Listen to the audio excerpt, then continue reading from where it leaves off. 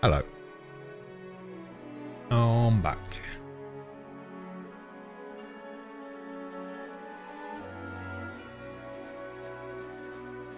I completely forgot that I was not particularly well equipped for streaming an Xbox game.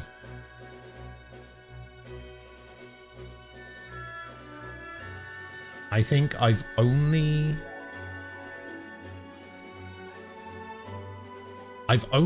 used the Xbox one time before, which was to stream Castlevania Symphony of the Night. I think that's the only time I've used it. And now this. It is the ultimate gathering dust machine. More so than my Switch.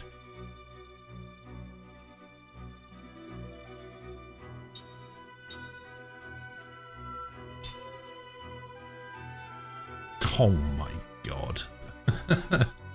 Alright. Apparently I have to use cloud save games for this. Sure. Why is that my gamer picture? Why do I have the smiley face? I don't think I've ever used that gamer picture on the 360.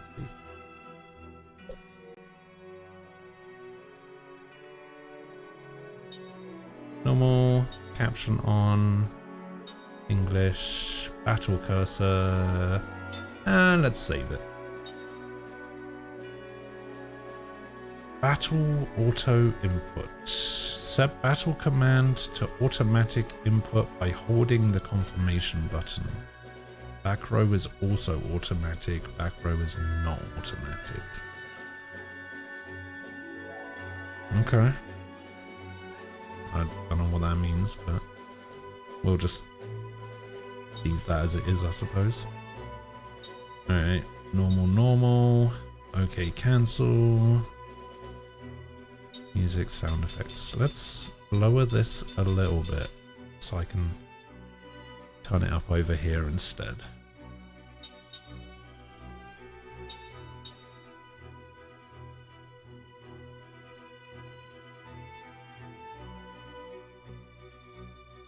It's fun blowing air into a Series X exhaust and the dust tornado that comes out. Well, I have an S. So I don't even have the good Xbox. Managed to pick it up relatively cheap like 5 years ago or something, and I've used it twice. This is only the second time I've even turned it on, let alone like anything else.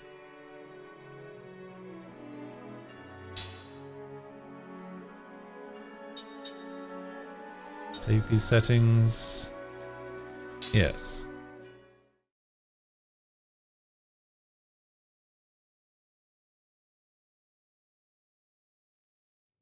Holy shit, the noise coming out of it is ridiculous. Why is it making so much noise?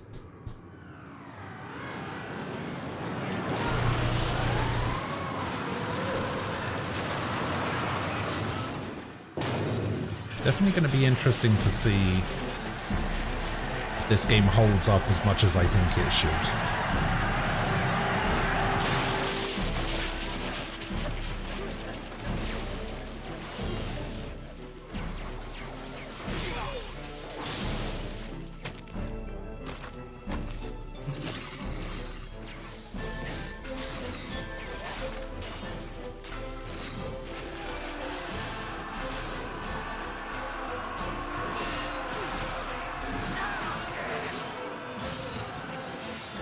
Like, from my memory, this isn't just like one of the best JRPGs on the 360. It's not even one of the best RPGs on the 360. From my memory, this is one of the best games on the 360, if not the best. And it's not talked about enough, to be honest.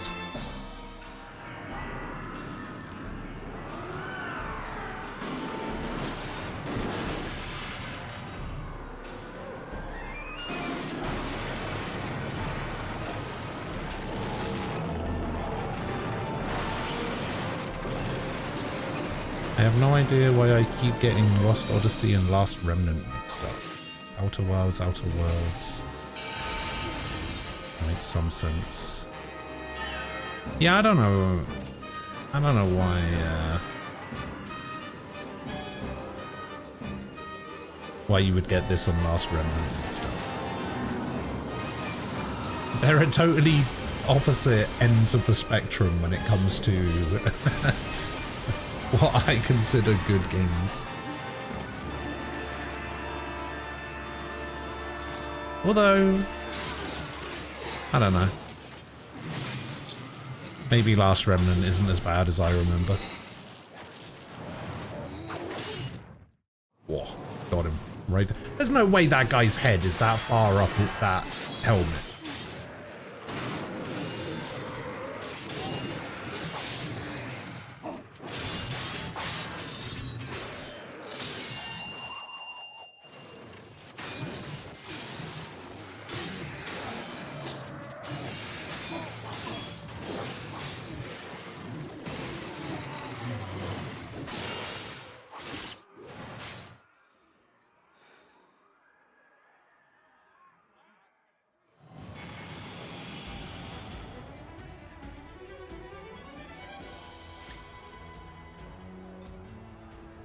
Holy shit, that transition though.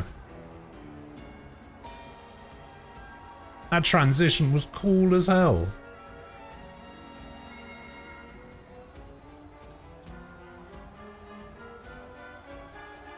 New Kingdom Hearts trailer goes hard. Bloody Kingdom Hearts. Oh, speaking of Kingdom Hearts, I don't know why this reminded me of Kingdom Hearts, but apparently there's a Japanese Sony State of Play thing happening in a couple of days.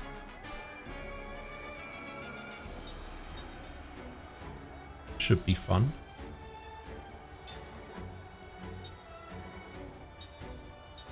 Front and back. Okay.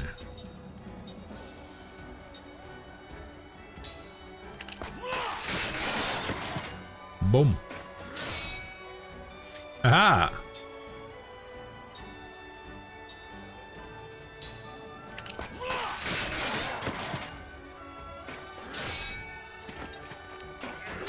You'll never take me alive.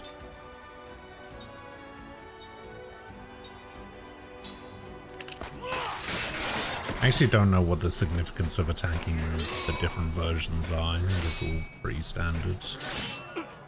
Oh, I actually got hit. In that case, maybe I should attack the guy behind me. No.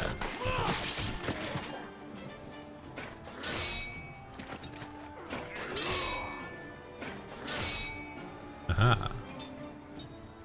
Okay, so those two are over there, and that guy's over there. Oh, there's 4 again. Category still says Outer Worlds to it shouldn't. Changed it earlier.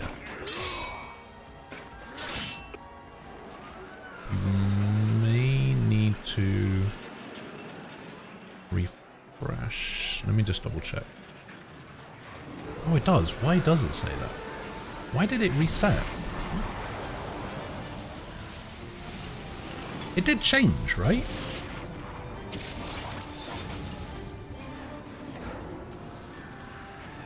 It definitely changed it.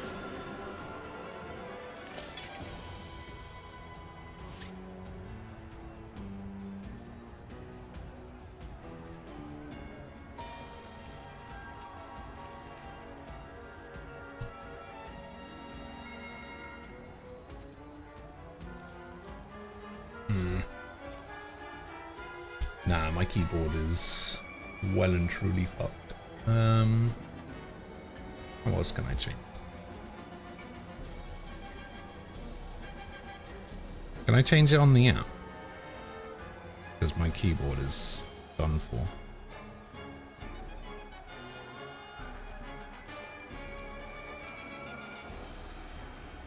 I actually don't know if I can change it on the app. No.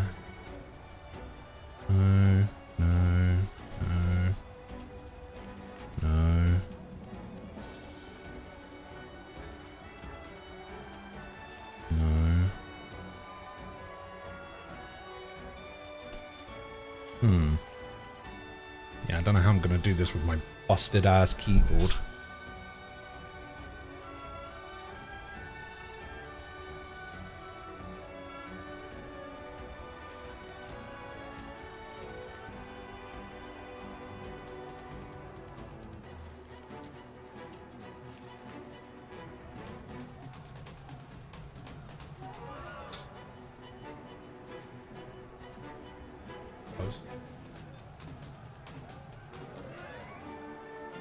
Nearly. Alright, we're nearly there. Alright.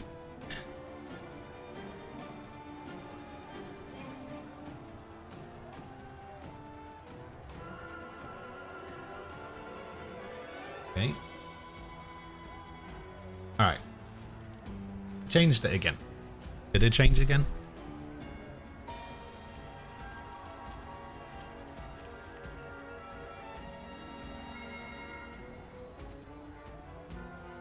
As for why this game languishes in obscurity, I can only speculate, but speculate I shall. With RPGs were not a huge genre. Most of the ones that went hard were on PS3, as the 360 audience was not receptive to that kind of thing. Yeah, that makes sense. I feel like the 360 was the console of, you know, your shooters, right?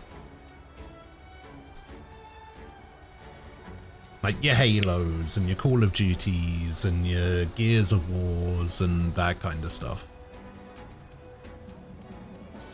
PlayStation definitely was a little bit more the other way inclined, which I guess kind of makes sense because it's a Sony thing. So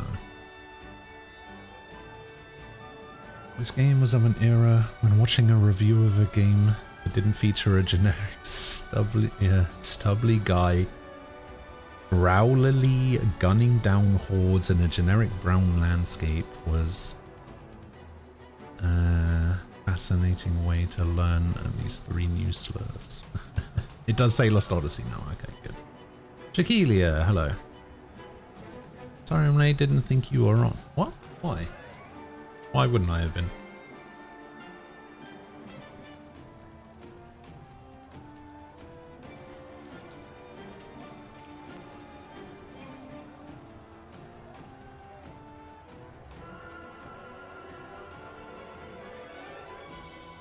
Been on since 10ish.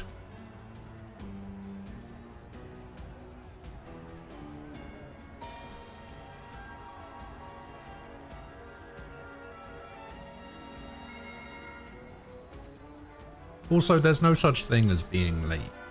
Don't worry about it.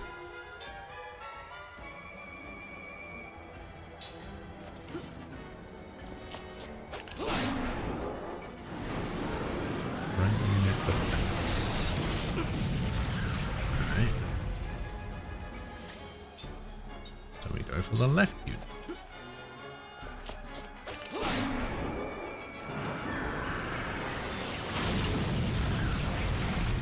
Just alternate left and right. Can't remember what the thing in the top right is. That's obviously my HP. But I'm not sure. I can't remember what the significance of it is. I'm sure we'll get there.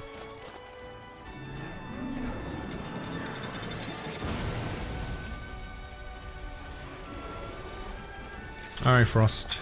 See you later.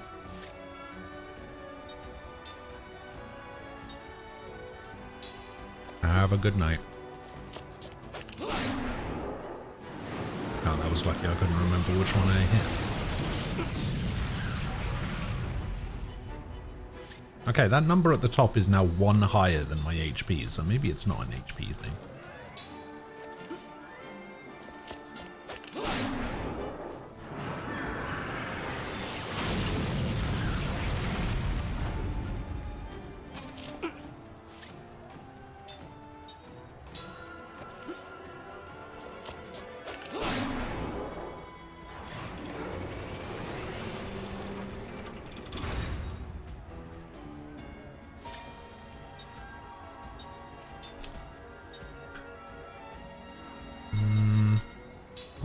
defend here. I'm pretty sure this is a fight you can't lose.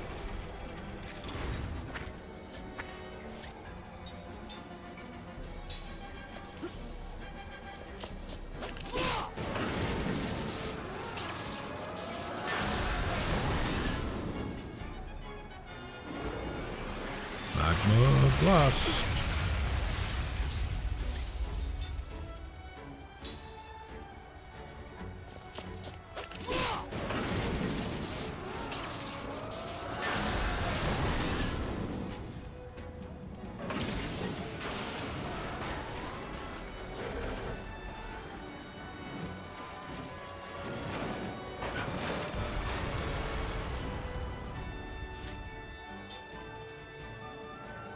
Attack the magic engine.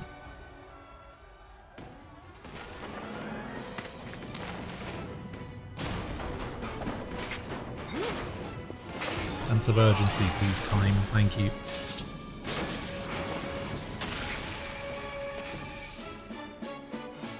How did Little Squirrel's game go the other day?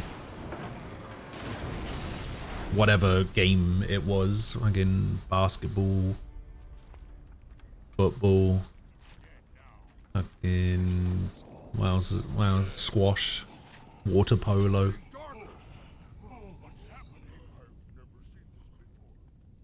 I don't know what he plays. All sorts.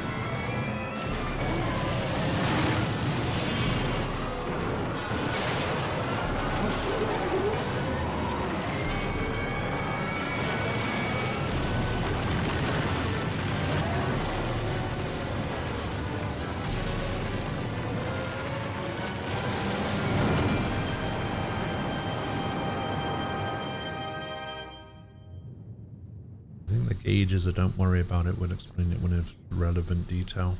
Possibly, but it seems like such a weird thing to include in the tutorial fight. That siege engine or whatever it is, it's so fucking stupid, I love it. It's like they said, okay, well, what if we took a siege tower's bridge mechanism and used it as a big fucking hammer?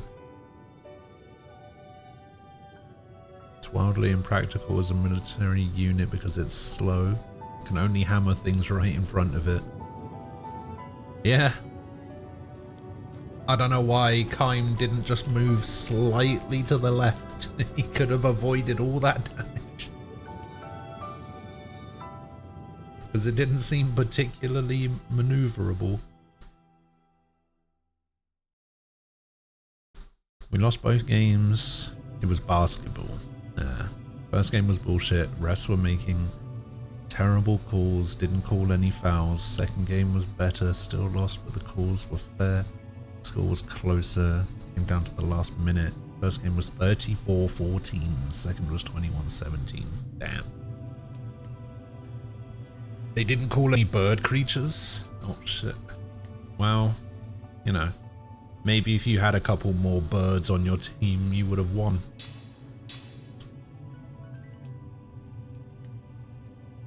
God, this is the most, like, generic looking menu screen I think I've ever seen. There's, like, no, like, flair to it, you know? It's just very of the era, I guess.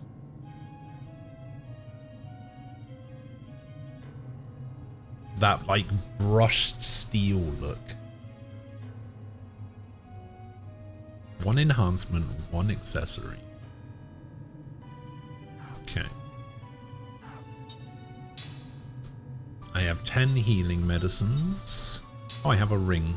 Killer machine. Inflicts critical damage on mechanical enemies. Effective area is white. Oh, that kind of ring. Okay, yeah, that makes sense. Shattered bond and a memory lamp.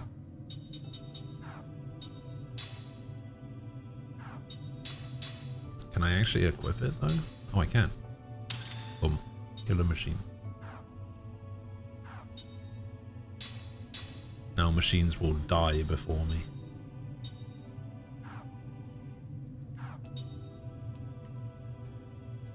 Spellbook. Ah, white magic, black magic, spirit magic. Okay.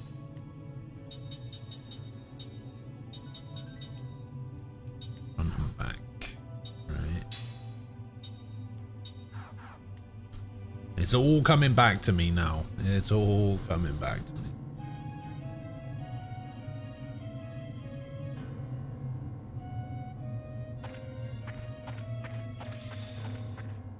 Would you like to save? Sure.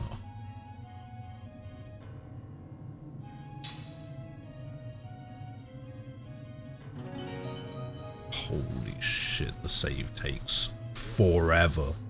Why does it need to check the save after I've saved?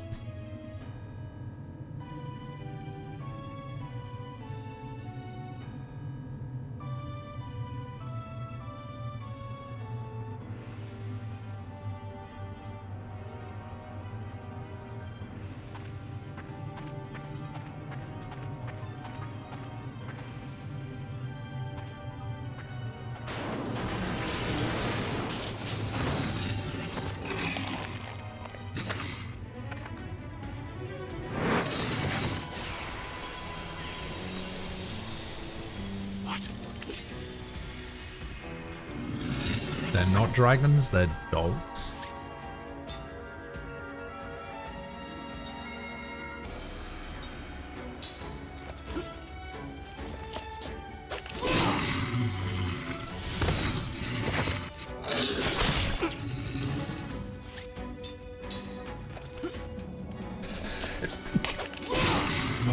Oh damn, 143?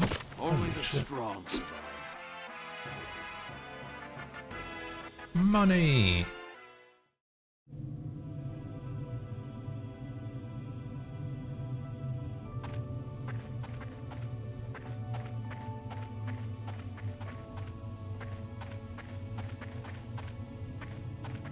Oh my god, I can move the camera, I didn't even realize.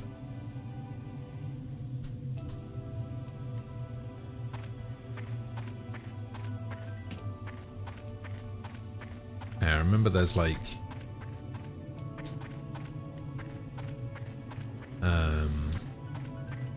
hidden items and stuff.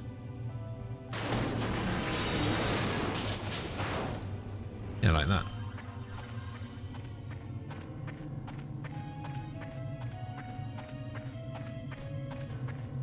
That one's just gonna take me to where I need to go.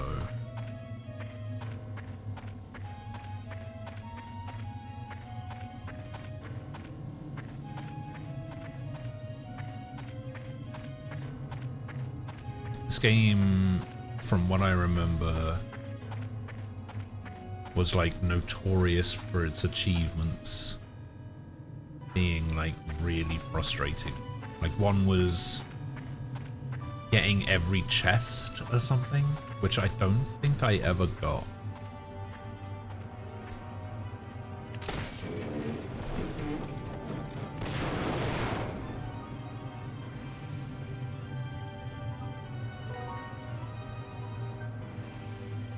Uh-oh.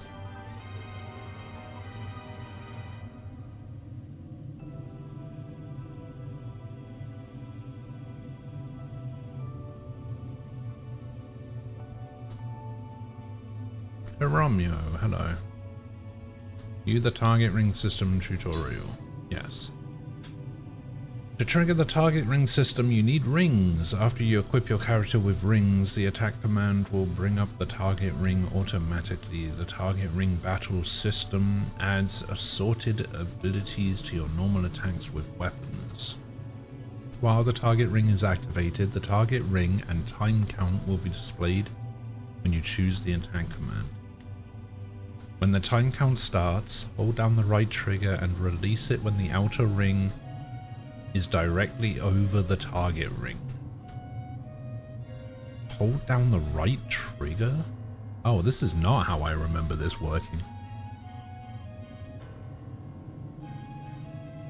If your timing is right, your attack will be completely effective. Perfect is the best result. If the time runs out or your timing was poor, your result will be bad and you will not achieve an additional effect. So it's just the additional effect that you get from the ring? You can achieve additional effects with the target ring system depending on the ring you equip. You can choose your ring according to your situation. Okay.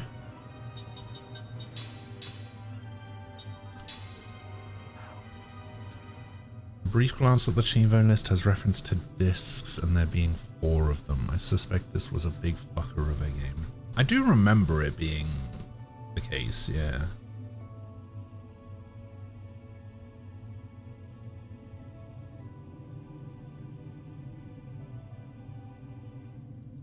The funny thing is, I don't remember anything about the game's story specifically.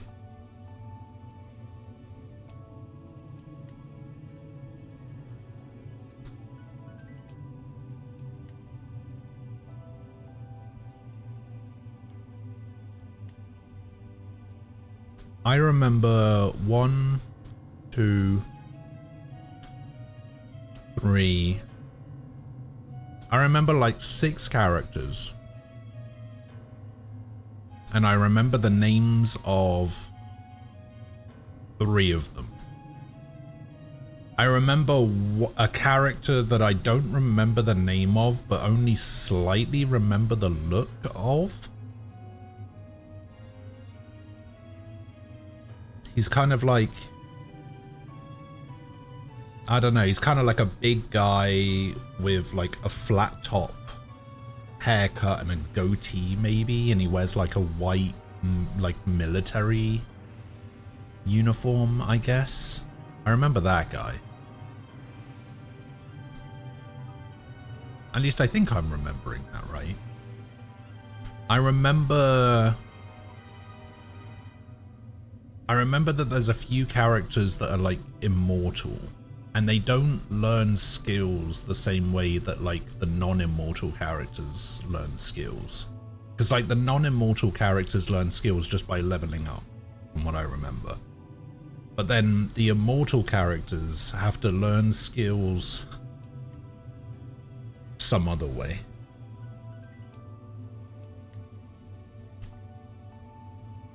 Yeah, I don't know. It's I forget a lot. That's basically all I remember. I don't remember anything about the story. I don't remember anything about locations or anything like that. Bit weird. For a game I speak so highly of, you know.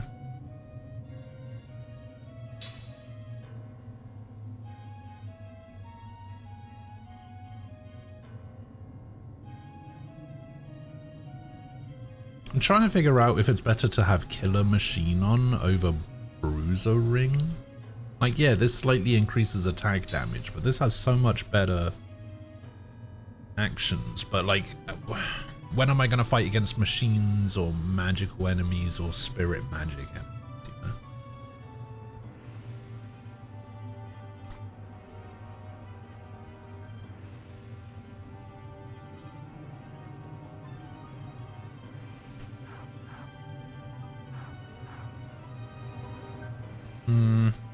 Yeah,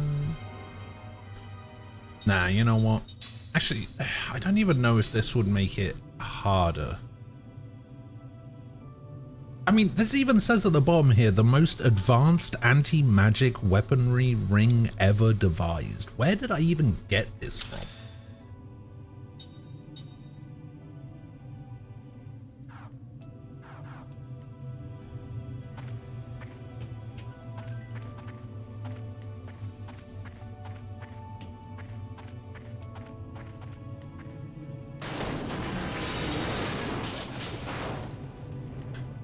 Angel Plume, I'm guessing, is the revive item. Yes.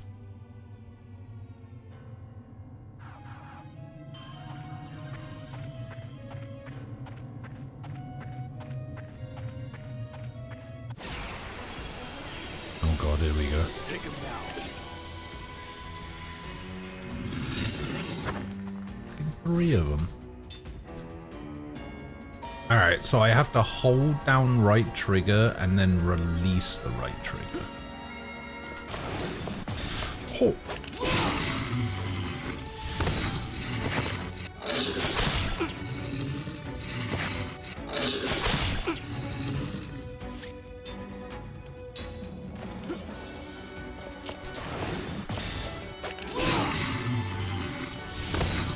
Alright, I'll get a perfect eventually.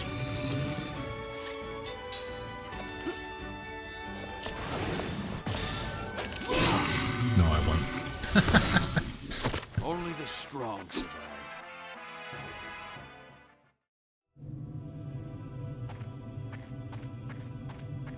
Oh my god, you can like zoom in the camera as well. What were they thinking?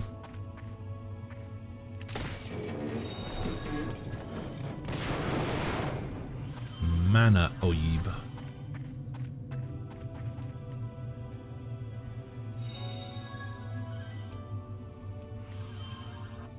Nameplate.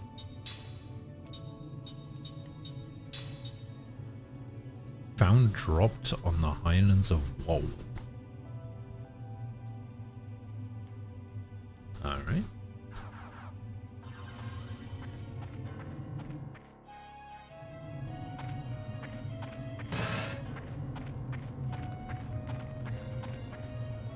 Oh, this... Oh no, oh wait, there is a run. Holy shit, that is some speed.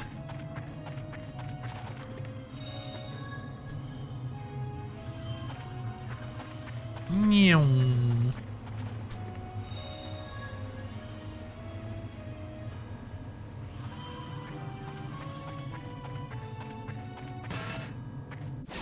Bonk. Guess we have no choice.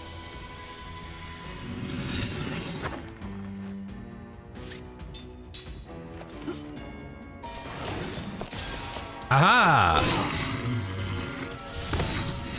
My first perfect.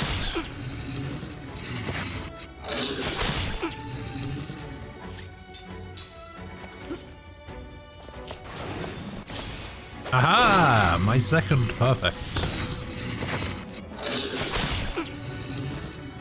Can I go 3 for 3? Haha! 3 in a row. Only the strong survive. Yeah, there's not going to be a lot of achievements popping up in this game. Because I already have most of them from when I played this game like 15 years ago.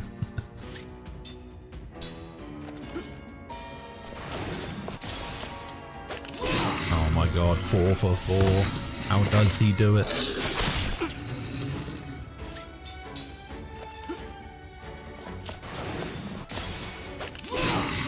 Alright, I've gotten used to it now. Like taking candy from a baby.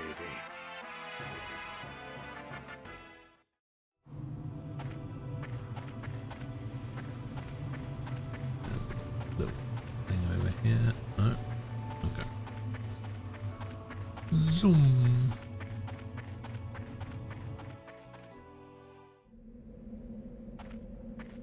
Does this heal me? It does not. Does it heal me if I save? Oh my god, this is gonna take forever.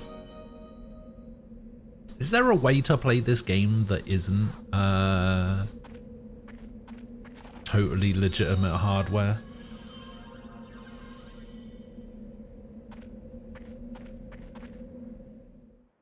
Does a 360 emulator exist? See anything? See. Maybe under the. Yeah. Here, let me help. Hold this. I'm gonna die. Hey, What? that guy over there. He's still alive. Huh? Okay, I do not remember this camera work. What about the others? You alone? What's your name? Your unit? Second Lieutenant Kai Marganar, Commander, 17th Platoon, Armored Magic Troopers. It's a miracle you made it. Come with me. This way. Unbelievable. One survivor. Yeah. Amazing he made it out safe.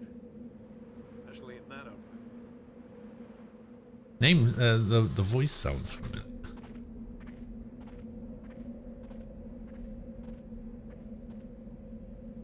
Just open up. All whetstones. Ring assembly.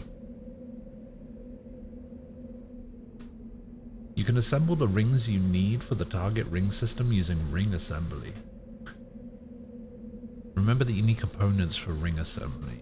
There are many different kinds of components. These components can be earned in battle or found in treasure chests or as stores. The ring itself can be used as a component too.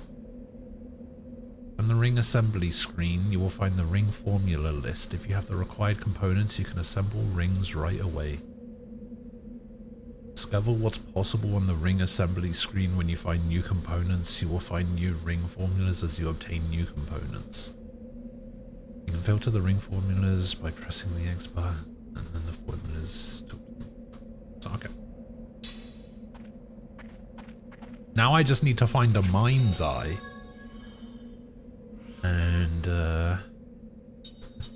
I'll be good to go. Bruiser Ring Ultra?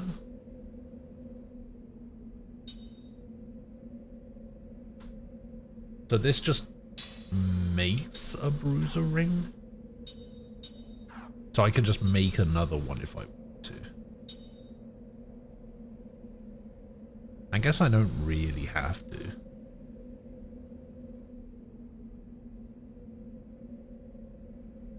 Let's see. Kai's voice actor is nothing I recognize, like, at all.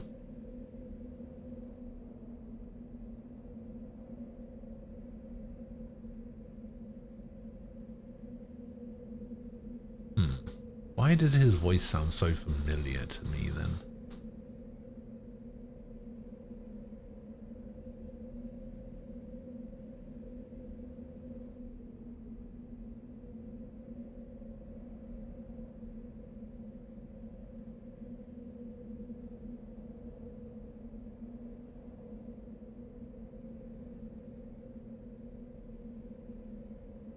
Yeah, I don't know. Oh my god, he's Bosch from Final Fantasy 12? Wow.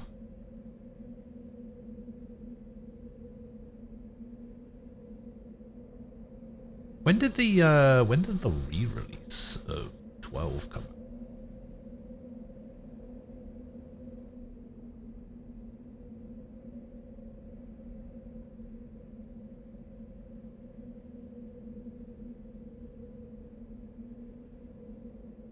I guess he's just included as that as well.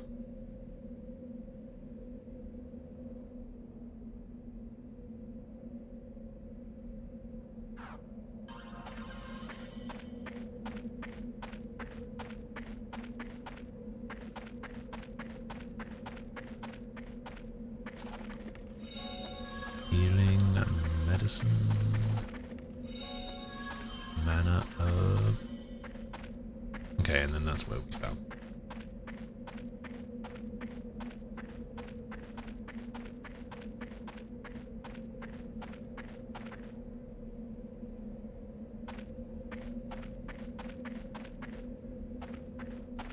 Also, yes, keyring troopers. I don't know why they look like this. I don't know why their helmets are so dumb looking, but what can you do?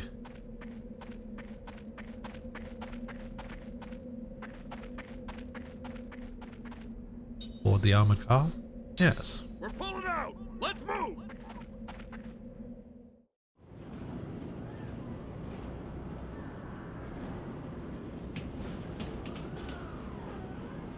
Right, since I was on the edge of the battlefield, the rest of my unit. Please just stay still, it'll hurt even more if you move around. Oh, I'll just pay attention to what you're doing. I only saw a flash of light followed by a big bang, then everyone was wiped out, friend or foe. What the hell was that? Did you see that busted up magic weapon? I can't believe even magic energy couldn't protect it. I was prepared to die in that battle. I never expected to see destruction on such scale. And there we have one of the only other characters I remember. Good old Seth.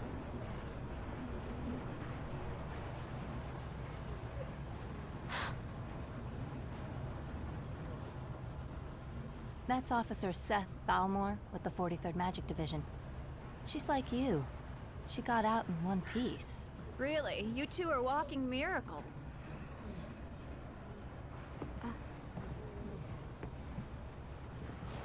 Hey, I...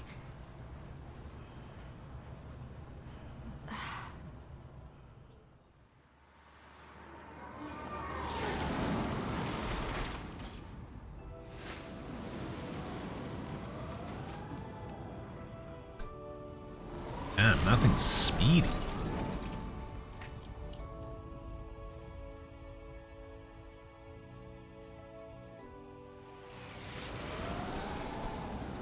So, if I remember rightly, this game was made by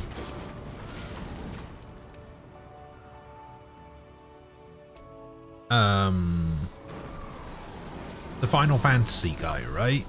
He like left Square and made his own company or whatever, and then made this. Was it Mistwalker?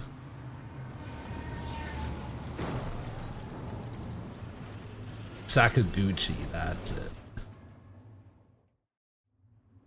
Yeah, this is my old profile from back in the day. Here's where you get off, Lieutenant. My very original Xbox profile. The Council wishes to hear from a survivor, sir. Sorry, not you, Officer Balmore.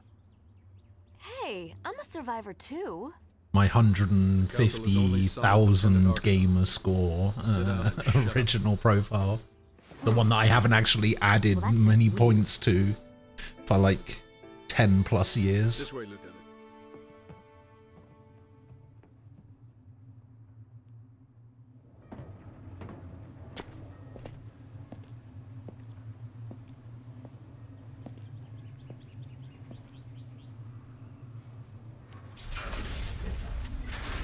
Follow me. I might actually be able to have a look.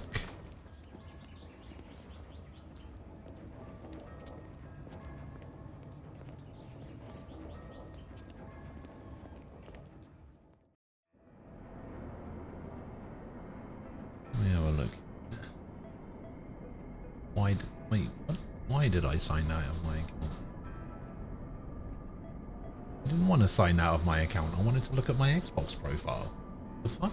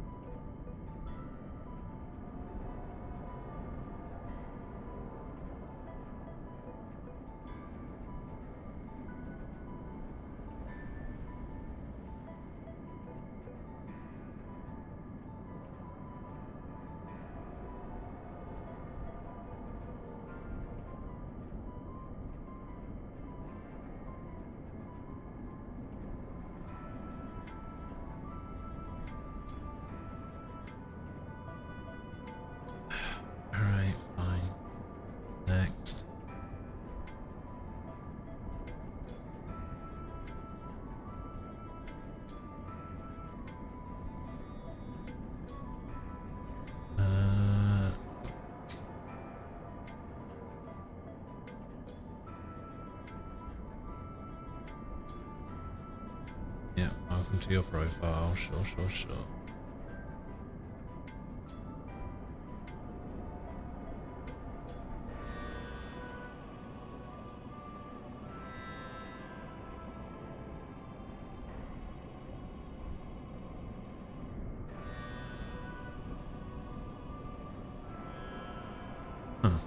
Weirdly, it's not bringing up Lost Odyssey on the website. It's saying that the last thing I played was Outer Worlds. Weird.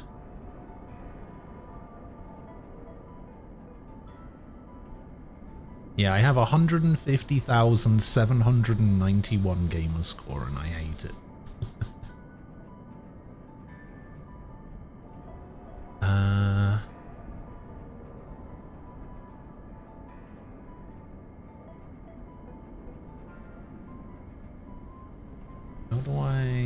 How do I go to my, like, full achievement?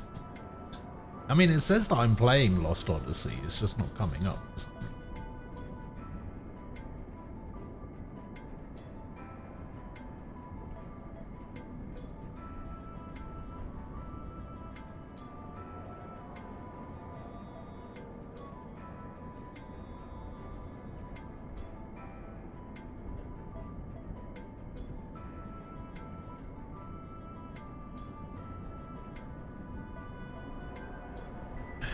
Also, I have no idea how to change my Xbox 360 gamer picture. I don't know why it won't let me just change it separately.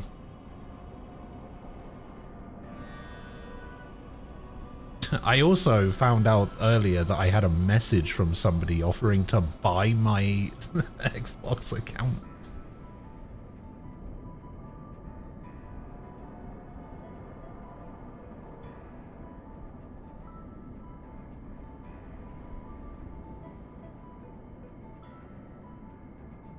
No, they didn't.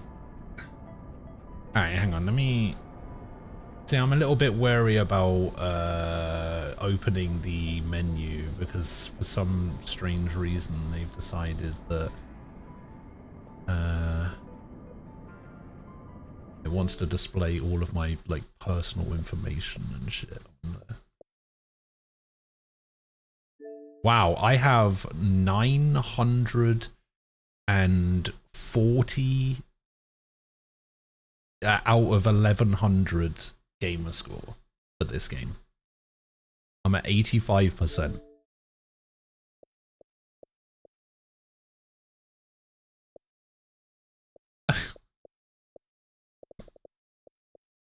What? Okay.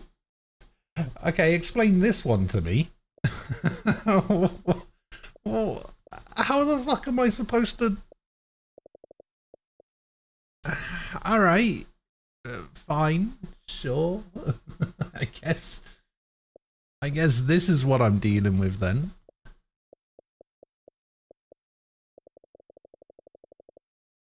Like, yeah, this achievement is secret. Great. What language is it gonna be in? Okay, no.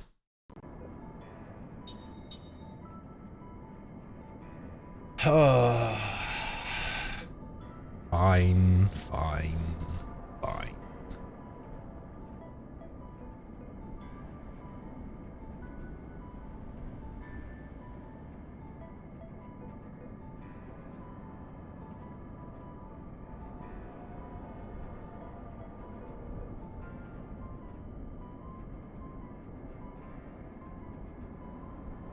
Yeah, I don't know what that's all about.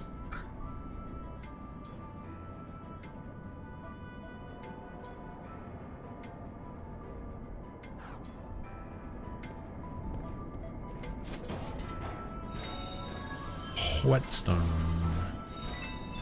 NG. Magma fragment. Mana herb.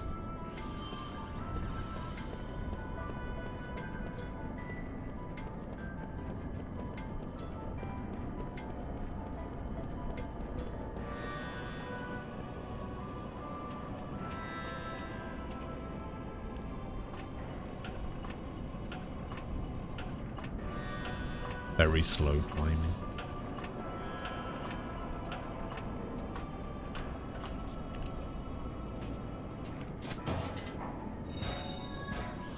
A seed. What is a seed?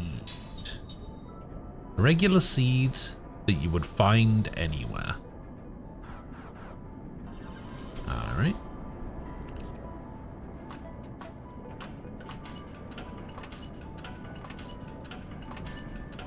No ladder sliding. Come on, man.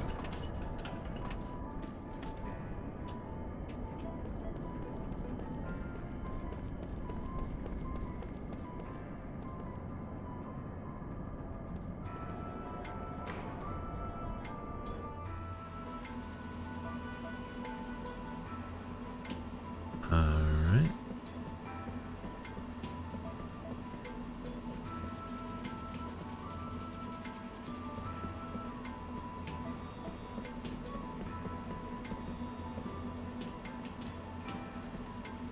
A soldier telling me he lost his helmet. Where the heck could it be? He said he dropped it through a gap while he was going up on the lift, but when he went back to fetch it, it was gone.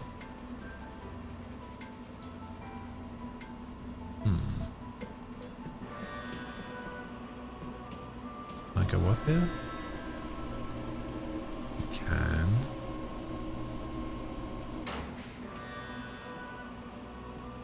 And then can I also... What about the bit in the middle?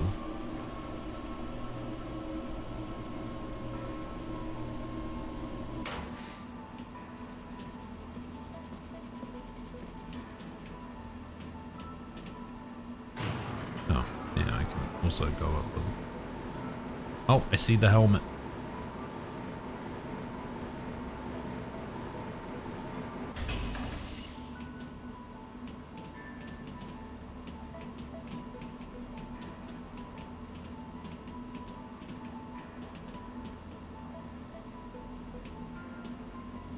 I actually remember the helmet thing.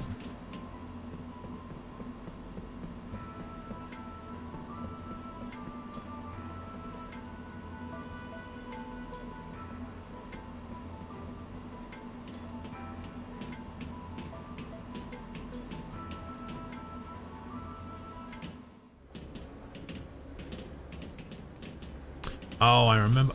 Wait, that's the guy. That's the guy up there. I remember that guy in the red in the top left on that poster. That's the guy I was thinking of. Wait, I can't. I'm trying to. No, okay, I can't move the. Can't move the camera that way.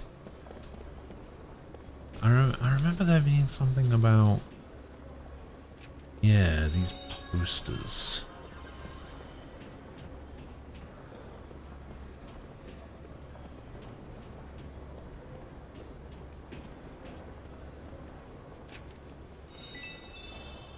G.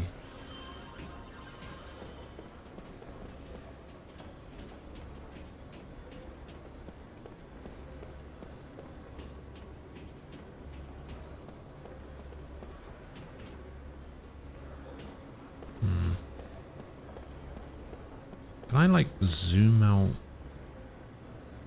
Can I zoom out the map? Oh, I can zoom out the map. Oh. Cool.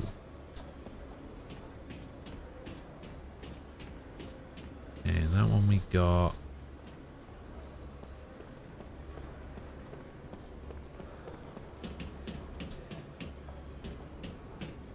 One over here.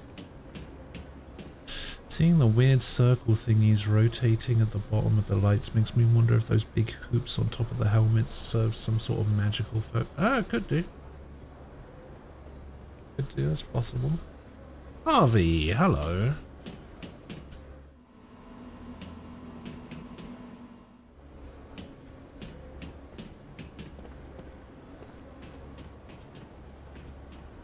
I freaking love this game. I was just thinking about it this morning. How did you do that? I don't know. How does he do it? It's a good question. Oh, I see. It's only certain types of posters. So then we got the one here as well. We got Odyssey, and then there's this one here for healing medicine.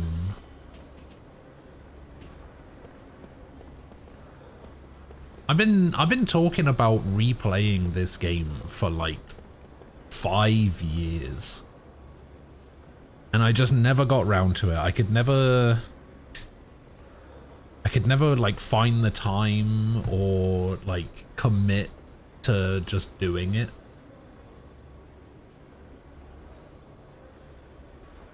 But after playing Legend of Dragoon and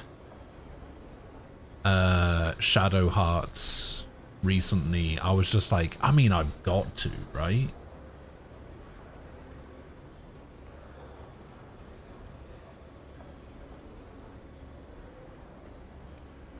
This is like the perfect time to do it.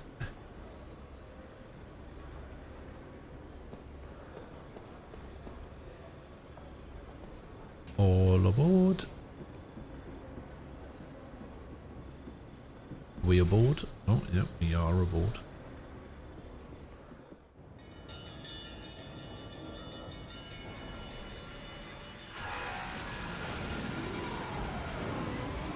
I remember being a massive fan of this game like 15 years ago.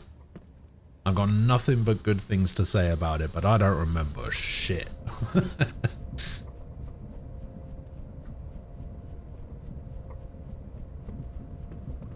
Hey, you're that guy, right? The soldier that can't die. You're that guy, right? The 17th Division. That was the front line. They were smack in the middle of the Wool Highlands. No one could have survived that meteor crash. But here you are, without a scratch. Beg your pardon. Yeah, even my clothes are Really fine strange. somehow. The few we were able to save were far from the center of impact, and even those men were seriously injured. It's hard to believe that anyone could have survived that inferno.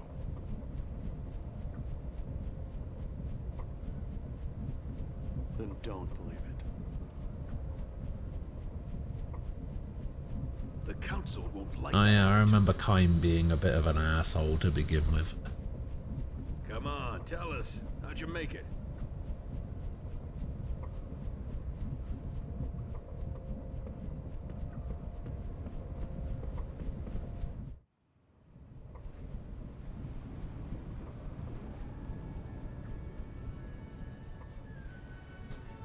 He looks like Adam Driver. I kind of see it.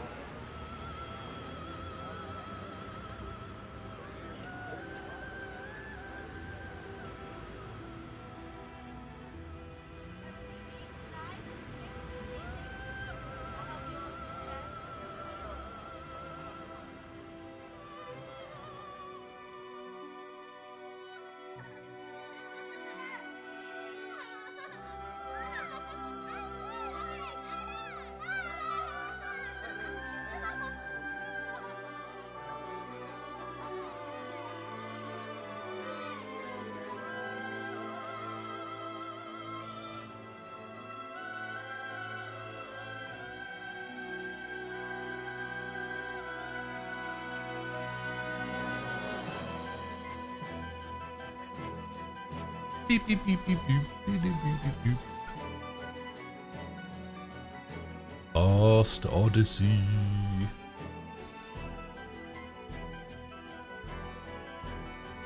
Back when I saw this game in 2007, I told my husband he looks like this guy.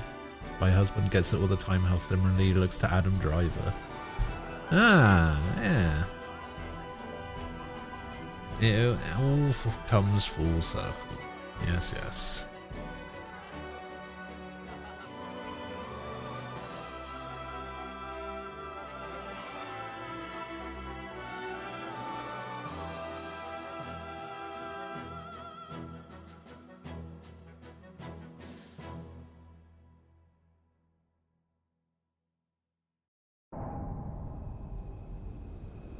bong.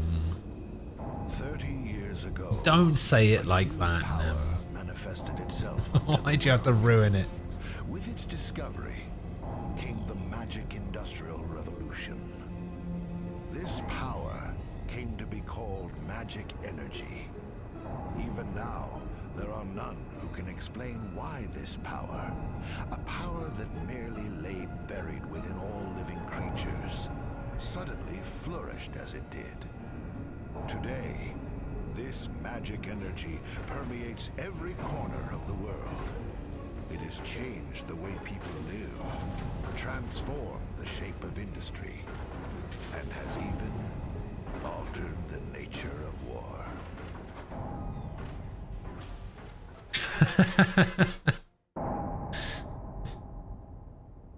Is it true Getting Soul Calibur vibes. Indeed. We heard that enough men were committed to cover the Wall Highlands and that most of the Kent force were eliminated. This war was started by them. There, that's the guy. That's the guy I was talking about. We've also lost a That's the tremendous only other number guy of I remember. After suffering such a devastating loss, if the Goatsa were to strike now, there would be no way we could defend our country. And there are The also Goatsy. whispers that Goatsa was pulling strings behind the invasion. What makes you think that the Goatsa were involved? We have confirmed that a large amount of military hardware has been moved from Goatsa to Kent. We assume Goatsa plans to use Kent to keep things stirred up and destabilize Ura. Are you saying that even the meteor crash was a Goatsan plot? My lord, I have some disturbing information on that subject. We suspect that a situation at Grandstaff may have caused the meteor crash. Grandstaff.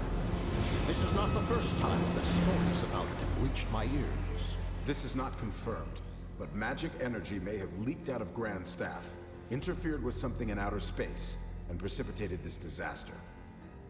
Gongora. Yes, my lord. The His name's Grandstaff falls under your Gongora. jurisdiction. Do you have anything to say? Nothing for the moment. Where did you get this information? Construction of Grand Staff is going smoothly.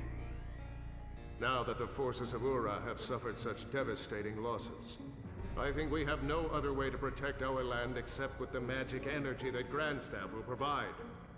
We should hold off on debating the pros and cons of Grandstaff until we've thoroughly reviewed the world's current situation. What you say makes sense, but our plan to use magic energy is a double-edged sword. With all sorts of rumors flying around, we might want to halt construction of Grandstaff. What? Oh no. Only temporarily. As soon as it's clear that Grandstaff had nothing to do with the meteor collision, we'll resume construction immediately, Gongora.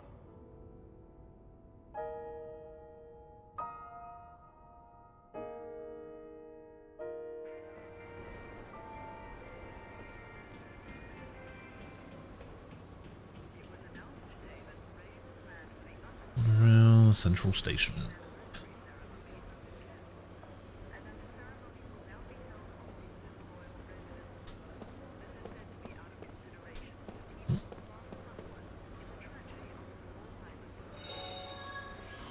Engraved ring.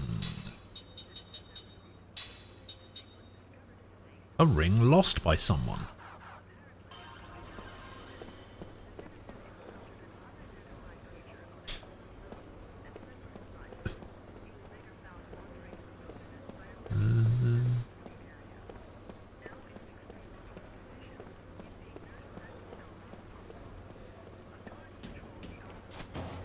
Bonk.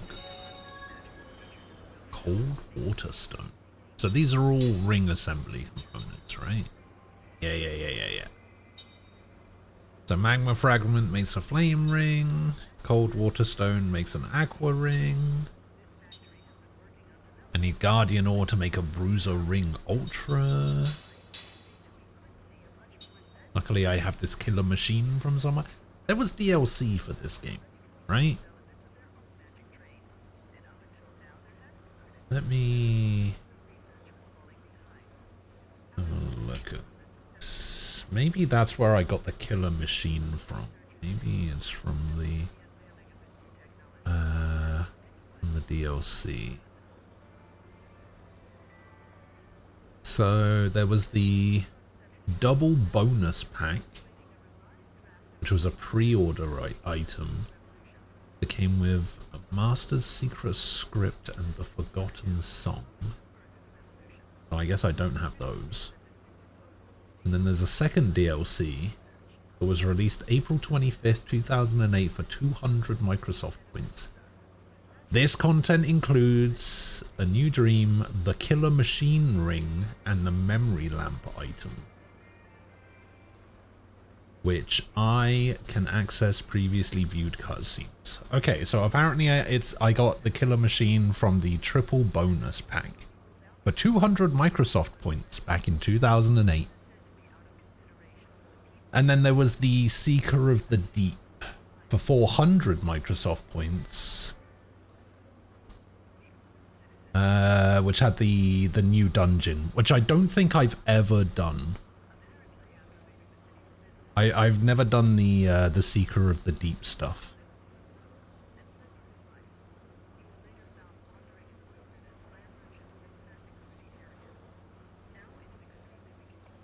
So yeah, I guess I missed out on the pre-order stuff.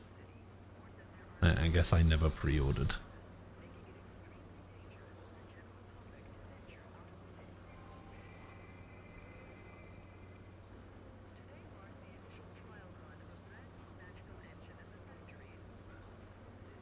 Unfortunate. You did the DLC? Nice. Game still looks fantastic. The game still looks pretty good, especially considering it's 17 years old. Yeah, still looks pretty good. I'm so glad the Microsoft Points thing died. You think so?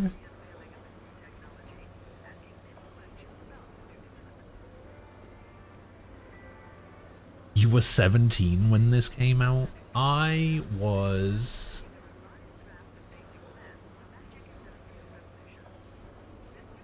...21.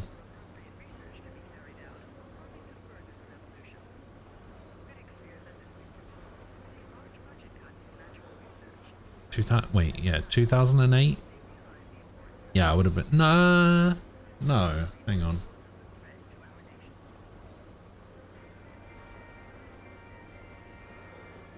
It released February 2008, so I would have been 20. It released in Japan on December 6th, 2007. It released in Australia February 8th, 2008. In North America, February 12th, 2008. And then we had to wait 2.5 weeks to get it in Europe, because we had to wait until February 29th. That's crazy. Like, usually we would have to wait 3 days, right? Because NA releases were on a Tuesday, EU releases were on a Friday. So at most we would have to wait like 3 days. We had to wait 2.5 weeks. Nuts. The big reason being that the increments of which you bought the things, multiples of 100, and the increments of which you used the things, multiples of 80, deliberately didn't match up, so you always had a few points in your account by design. Oh yeah, don't worry, I am aware. I think the lowest that you could buy was 400. It went up in 400, 800, 1200, and I think 24 was the most that you could buy for a long time. And I think they eventually allowed you to buy 4800. But for a long time, 2400 was the highest you could go, I think.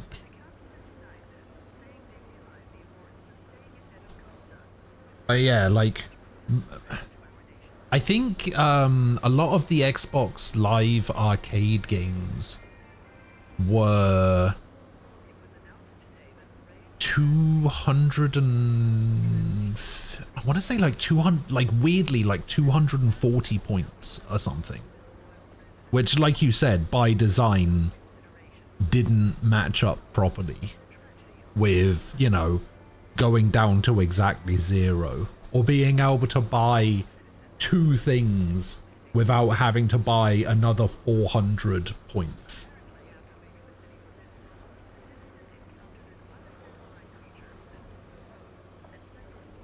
No, you're right. Yeah. Okay, you've convinced me. Fuck Microsoft points. Fuck them. Fuck Microsoft. Just in general.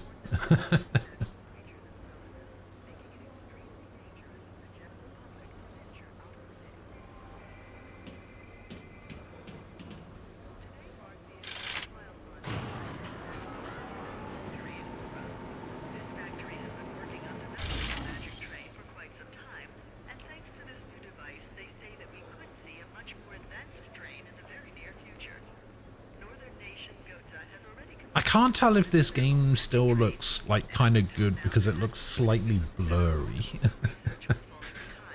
Don't have time to waste here. Once we're out of the station, follow me straight to the council. Let's get moving, Lieutenant Agnar. It's quite a long way to the council. Sure.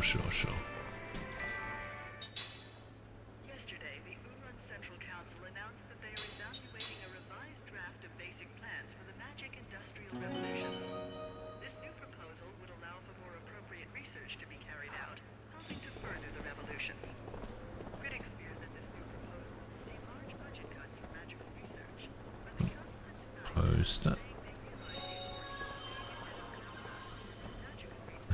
This is where you go if you need directions or any questions about how to use the monorail system. We also handle PA system announcements, monorail status reports, and lost and found services here. Let me know if you need anything. Drop off the lost item. Wait, what lost item do I have? Oh, the ring?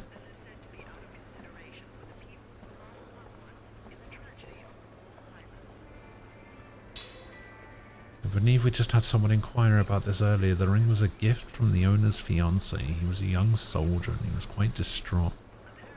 I'm sure this will make him very happy. I was asked to present a certain item to whoever bought the ring here, so please take this.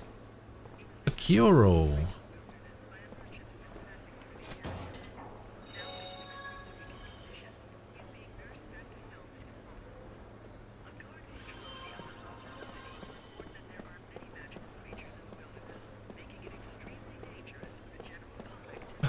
Dog.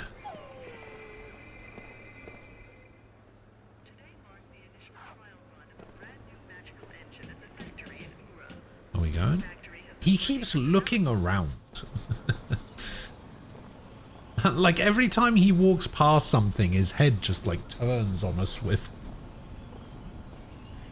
Anyway, what was I saying before? Oh, yeah, I was saying that I was a little bit worried that this game wasn't gonna quite hold up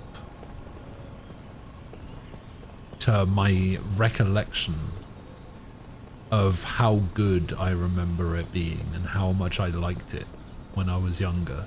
But so far, it's basically everything that I remember.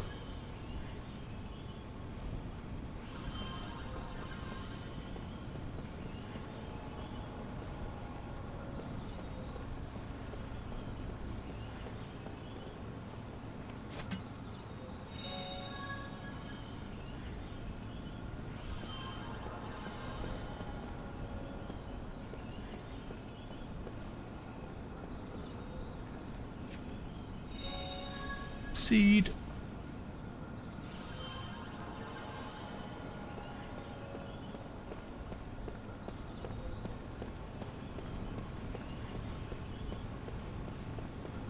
There was another, yeah, there was another one of the, oh, I can kick it.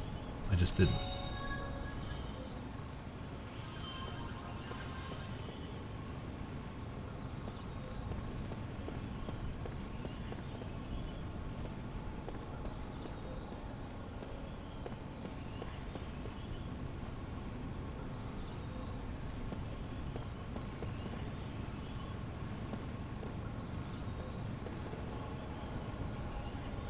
Loading area for magic taxis. Okay. Meow.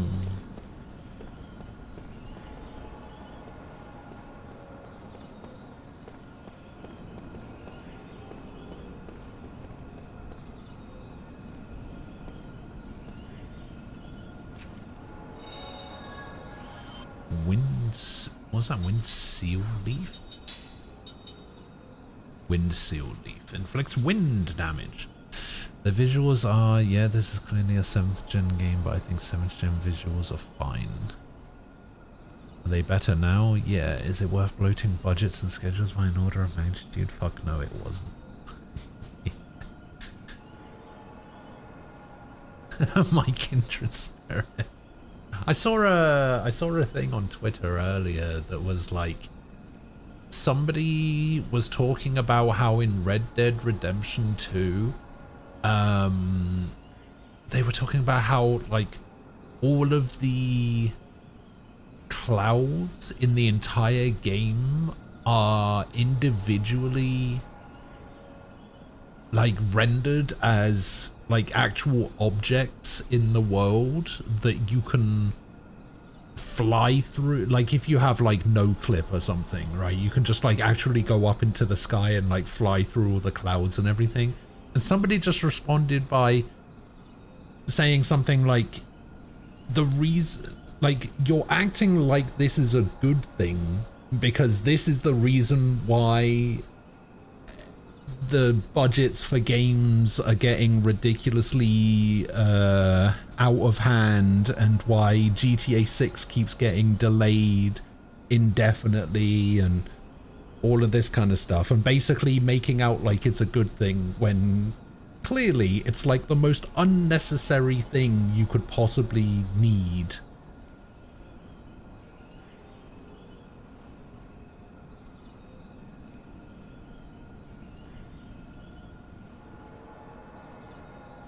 Playing through RD2 at the moment and flew into the clouds with a balloon. It was pretty impressive. Sure, for that one instance that you could do it. That's the only time that would need to be a thing. Because that's the only time you do that. Like, that doesn't need to exist in the rest of the game, you know?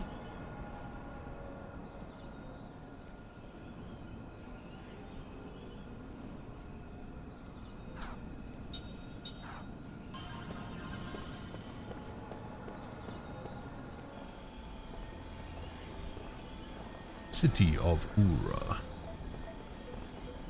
Also, this game graphically does also have a little bit of that.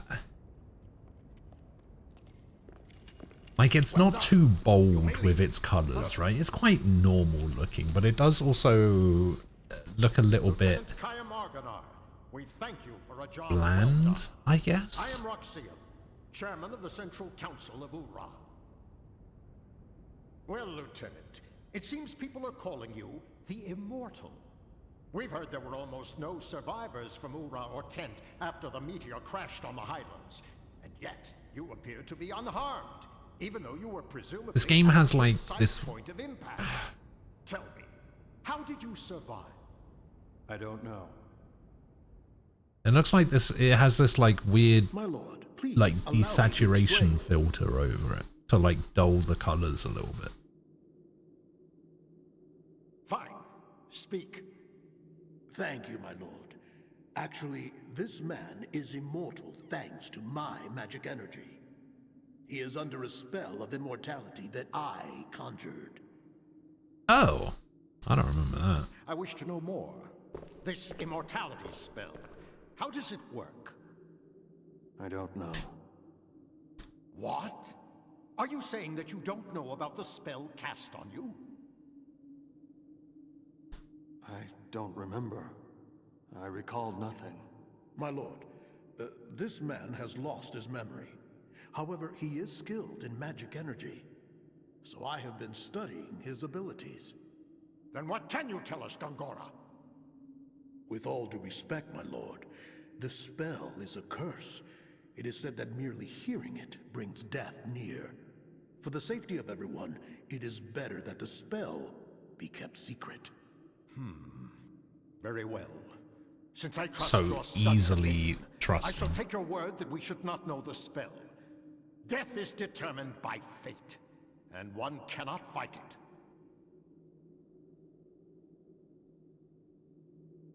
Lieutenant, since it seems that you cannot be killed, the Council would like to bestow a special mission on you. I mean, he was only not killed that one time. You don't know he can't be killed a second time. We want you to go to Grandstaff. My lord. Gongora, you cannot keep this hidden any longer. Till now, construction has been left up to you, but we've lost contact with the site. It's just that... Gongora! Until we can confirm that Grandstaff project is safe, construction shall be suspended. Yes, my lord. So now, Lieutenant Argonar. You know of Grandstaff, under construction in the Sea of Baz? I've heard that it's a magic staff. Yes, it is. As you just heard, all communications with the site have been cut off for some time now. Considering the danger from magic energy leaks, we suspect that no one can investigate the possible cause, except someone immortal. Well, there is someone else. What did you say? At the Wall Highlands, another immortal. Her name is Balmor. Well then, this other one shall accompany you. I shall summon her. Quickly, make the arrangements. Right away, my lord. My lord, pardon me for saying this, but I'm building Grandstaff for the sake of our nation and its people. Yeah, sure you are. We will await Khaim's return and report. Of course, my lord. You are dismissed, Lieutenant. Alright, alright. Thank you for coming, Lieutenant Argonar. I have word from Chairman Roxian that you are off duty until further official orders from the Council. There's a fine inn just along this street for you to stay and wait for your orders. We've already arranged for the Council to contact you there. You can check the location of inns and shops with the navigation map on the top right corner of the screen. You can also zoom in and out by pressing the back button. Yeah, zoom zoom.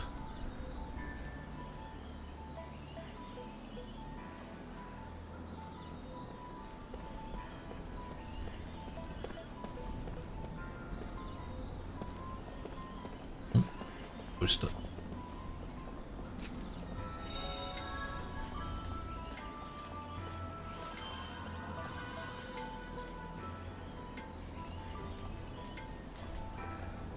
Isn't Red Dead Redemption 2 that game that also, like, boasted about having realistic, like, fingernail growing and horse balls and stuff like that? That shrivel up in cold weather and... yeah. That's what I thought.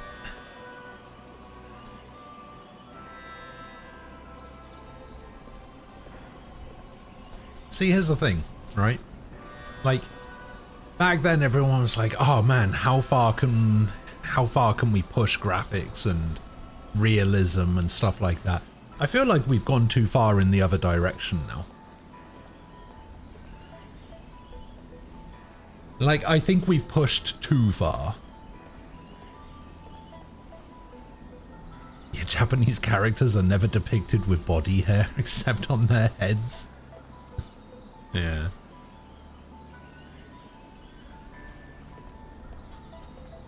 Actually, I don't know.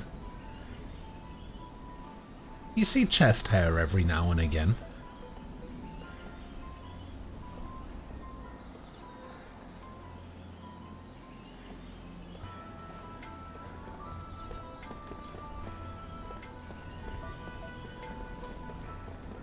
Oh, it's not one of the kick things. This one is. Magma fragment. 100G.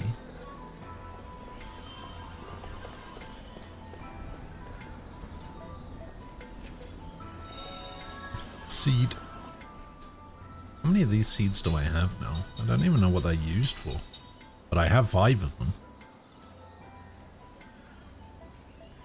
Not enough. Are all of the pretty anime boys shaving their nips? Yeah, probably.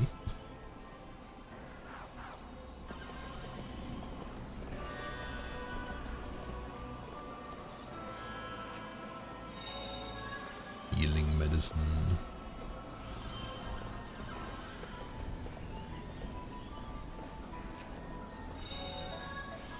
Antidote. Anything else I can see? No. It's down here though. Not a dog. Is the dog protecting that thing?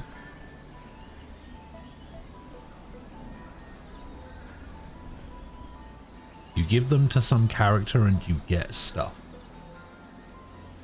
Oh. I see. 10G.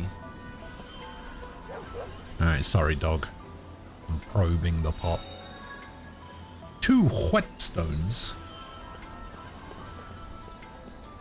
What does what do the purple and blue symbols on the map mean, do you reckon? Wonder if it's like item shop, weapon shop maybe? Verno's Tavern.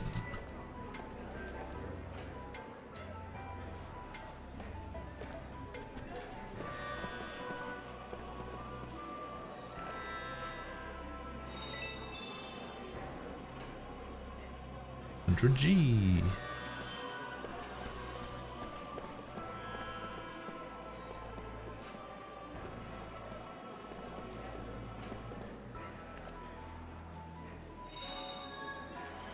Aqua bomb. Another seed.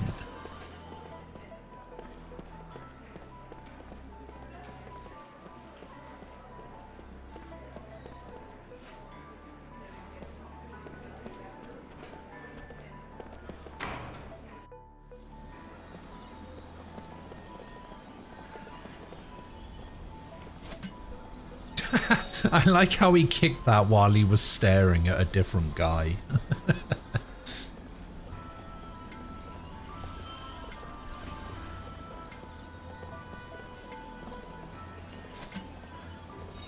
Another seed.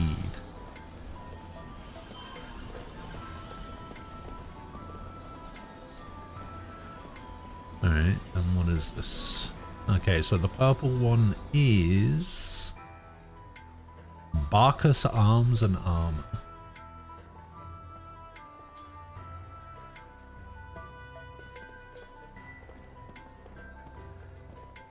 Huh. There's no one here.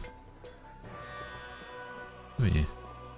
Owner of the store often goes traveling to find quality items. I appreciate his enthusiasm, but we can't shop bodies away. That upsets me. Alright.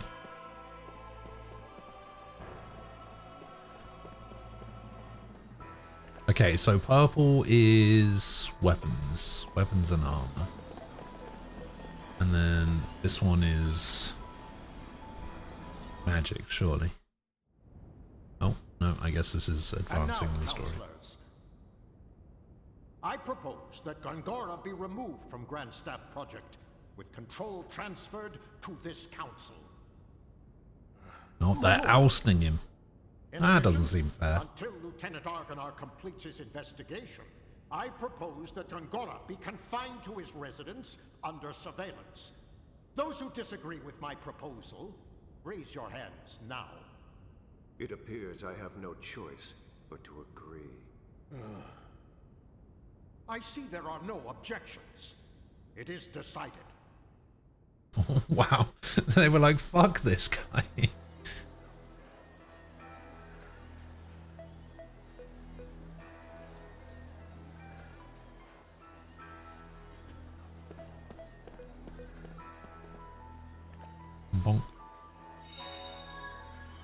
Antidote.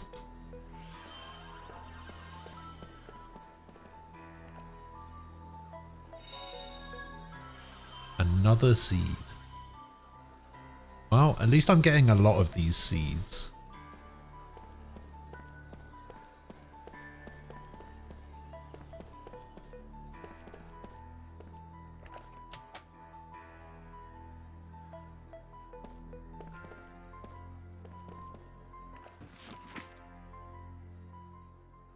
For a street map.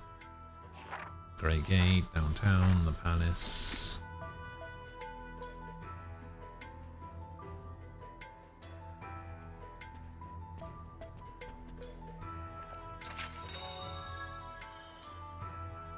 Holy Knight charm. I want to be a Holy Knight. Increased magical and physical defense during critical HP status. Learning progress.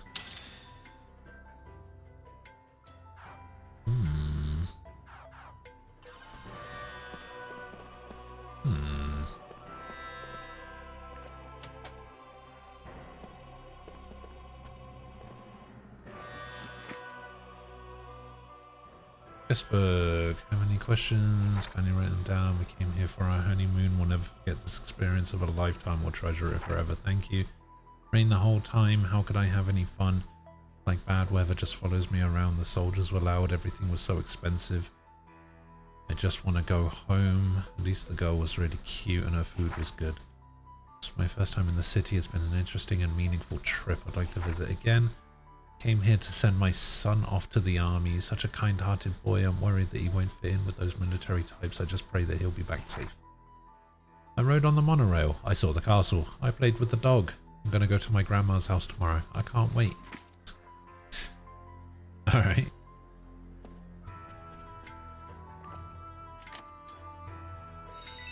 $100G.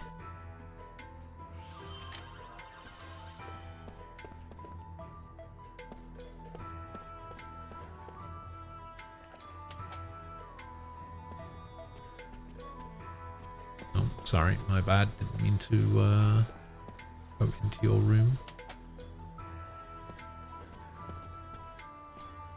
Alright. It's locked.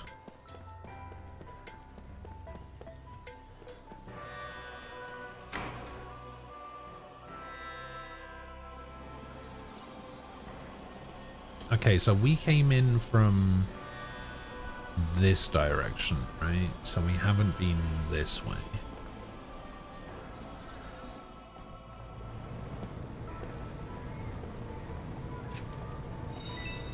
$100G.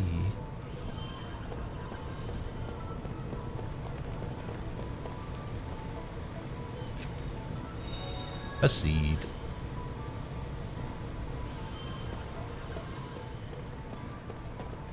Oh, I remember this place.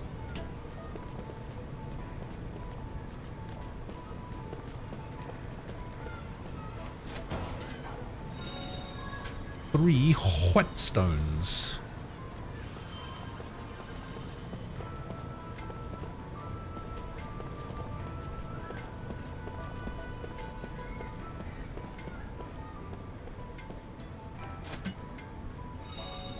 Healing medicine. A cat. Inn doesn't have any double beds. 2-star review. It smells like burnt Band-Aid. Does that smell bad?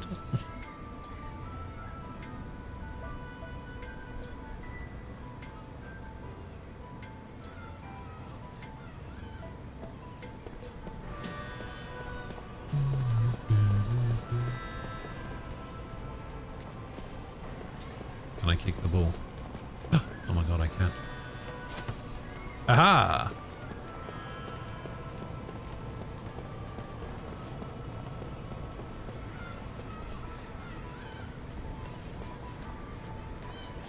Sad Martha. Such a lonely where I can't keep up with him at my age. Ah! Set this charm off with my son. It can only mean one thing. I knew I was kidding myself before, really, but I knew it. This was my grandfather's nameplate, a souvenir from a war long ago that he miraculously survived.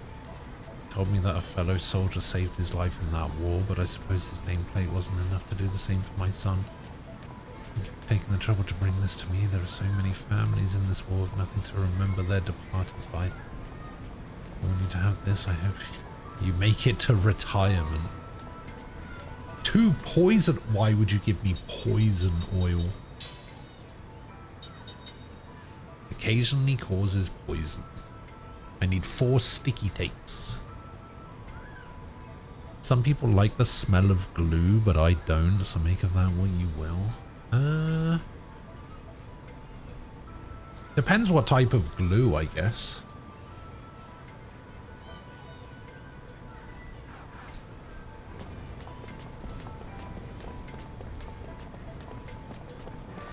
Okay, I think there was another poster here. Magma fragment. Do I have enough magma fragments now? Yes, I can make a flame ring. I don't know if I should or not, though.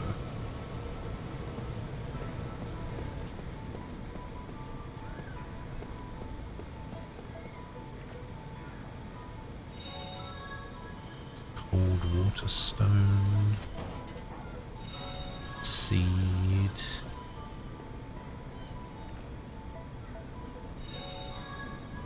Seed. Wind bomb.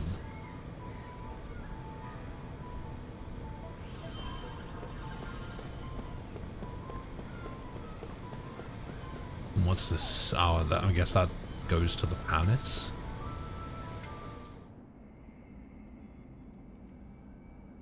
Oh no, it's Gongora's mansion. Holy shit, this is where Gongora lives? What the fuck?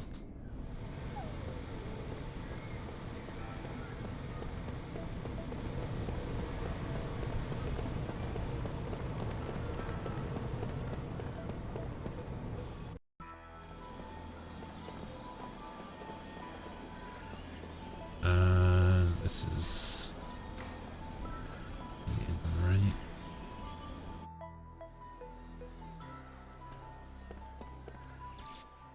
Yes, I would like to save. Thank you. Oh my god, I'm rich. 1270.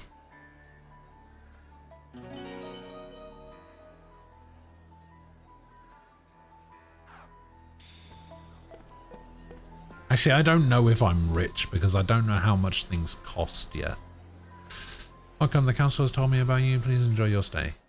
Thanks. As Kaim slips into deep sleep, his dream unfolds. A dream or his past. At this moment, there is no way he could know.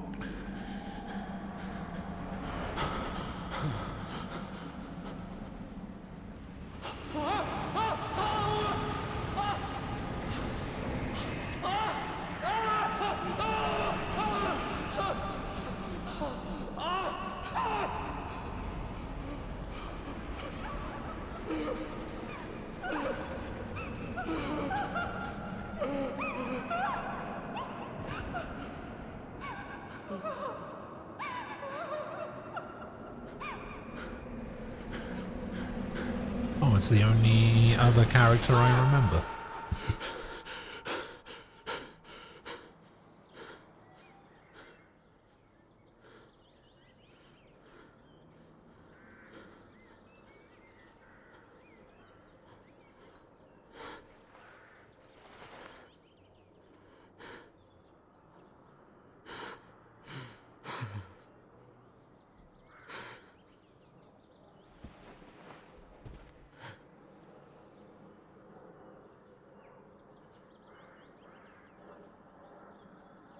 He had a little bit of the Tidus effect going on there, where he had his like head down, but his like little wisp of hair that goes down the front of his face was just like attached to his to his face instead of like going down as well. It kind of reminds me of one of my least favorite things about Final Fantasy X. Whenever people talk about things they don't like about Final Fantasy X, the thing they talk about is the laughing scene or whatever. The thing I didn't like about Final Fantasy X, the thing that completely took me out of the game, was the scene in the Albed home where Tidus gets really mad and he's like on his knees and like banging on the floor, and he's just like, he's so angry that nobody told him what the pilgrimage or whatever was all about, and his necklace is just attached to his chest, and I was like, oh man, come on.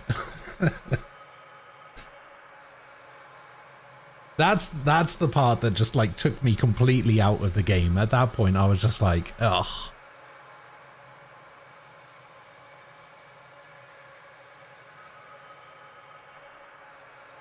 Kaim recalls a memory that was locked deep within his heart. A dream has been revealed.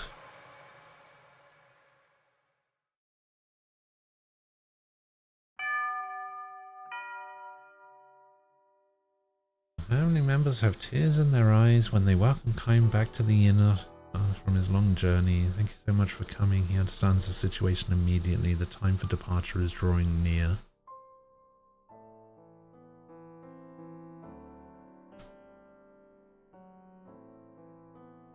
Too soon, too soon. But still he knows this day would have come sometime and not in the distant future. I may never see you again, she said to him, with a sad smile when he left on his journey, her smiling face almost transparent in its whiteness, so fragile and therefore indescribably beautiful as she lay in bed. May I see Hannah now, he asks. The innkeeper gives him a tiny nod and says, I don't think she'll know who you are though. She hasn't opened her eyes since last night, he warns Kaim. You can tell from the slight movement of her chest that she is clinging. That was weird. Clinging to a frail thread of life, but it could snap at any moment. Such a shame. I know you made a special point to come here for her. Another tear glides down the wife's cheek. Never mind, it's fine, Kaim says. He has been present at innumerable deaths and his experience has taught him much. Death takes away the power of speech first of all, then the ability to see what remains alive. To the end, however, is the power to hear. Even though the person has lost consciousness, it's by no means unusual for the voices of the family to bring forth smiles or tears. Kaim puts his arm around the woman's shoulder and says, I have lots of travel stories to tell her. I've been looking forward to this my whole time on the road. Instead of smiling, the woman releases another large tear, nods to Kaim, and Hannah was so looking forward to hearing your stories. The sobs almost drown out her words. The innkeeper says, I wish I could urge you to rest up from your travels before you see her, but Kaim interrupts his apologies. Of course, I'll see her right away. There's very little time left. Hannah, the only daughter of the innkeeper and his wife, will probably breathe her last breath before the sun comes up. Kaim lowers his pack to the floor and quietly opens the door to Hannah's room. Hannah was frail from birth. Far from enjoying the opportunity to travel, she rarely left the town or even the neighborhood in which she was born and raised. This child will probably not live to adulthood, the doctor told her parents. To this tiny girl with extraordinary, beautiful, doll-like features, the gods had dealt an all too sad destiny. They had allowed her to be born the only daughter of the keepers of a small inn by the highway, as perhaps one small act of atonement for such iniquity. Anna was unable to go anywhere, but the guests who stayed at her parents' inn would tell stories of the countries and towns and landscapes and people that she would never know. Whenever new guests arrived at the inn, Hannah would ask them, Where are you from? Where are you going? Can you tell me a story? She would sit and listen to their stories with sparkling eyes, urging them to new episodes. And then, when they left the inn, she would beg them, please come back and tell me lots and lots of stories about faraway countries. She would stand there waving until the person disappeared far down the highway, give one lonely sigh, and go back to bed.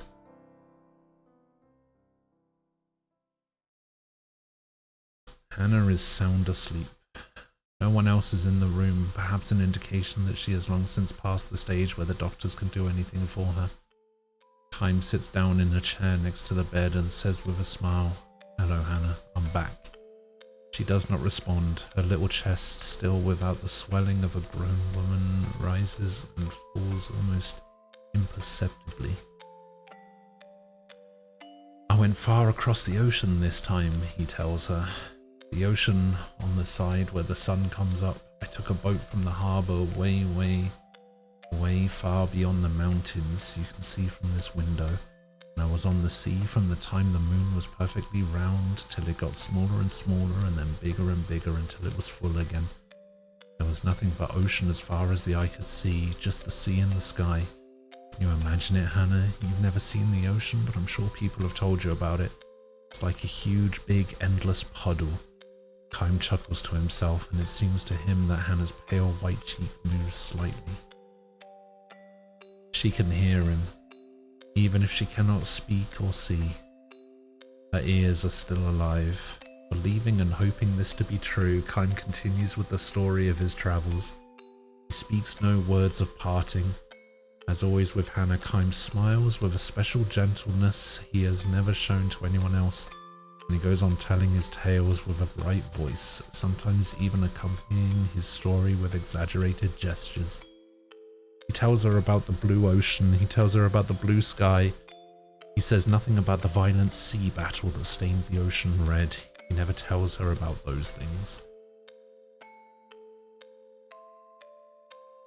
Hannah was still a tiny girl when Kym first visited the inn. When she asked him, "Where are you from? And will you tell me some stories?" With her childish pronunciation and innocent smile, Kym felt a soft glow in his chest. At the time, he was returning from a battle.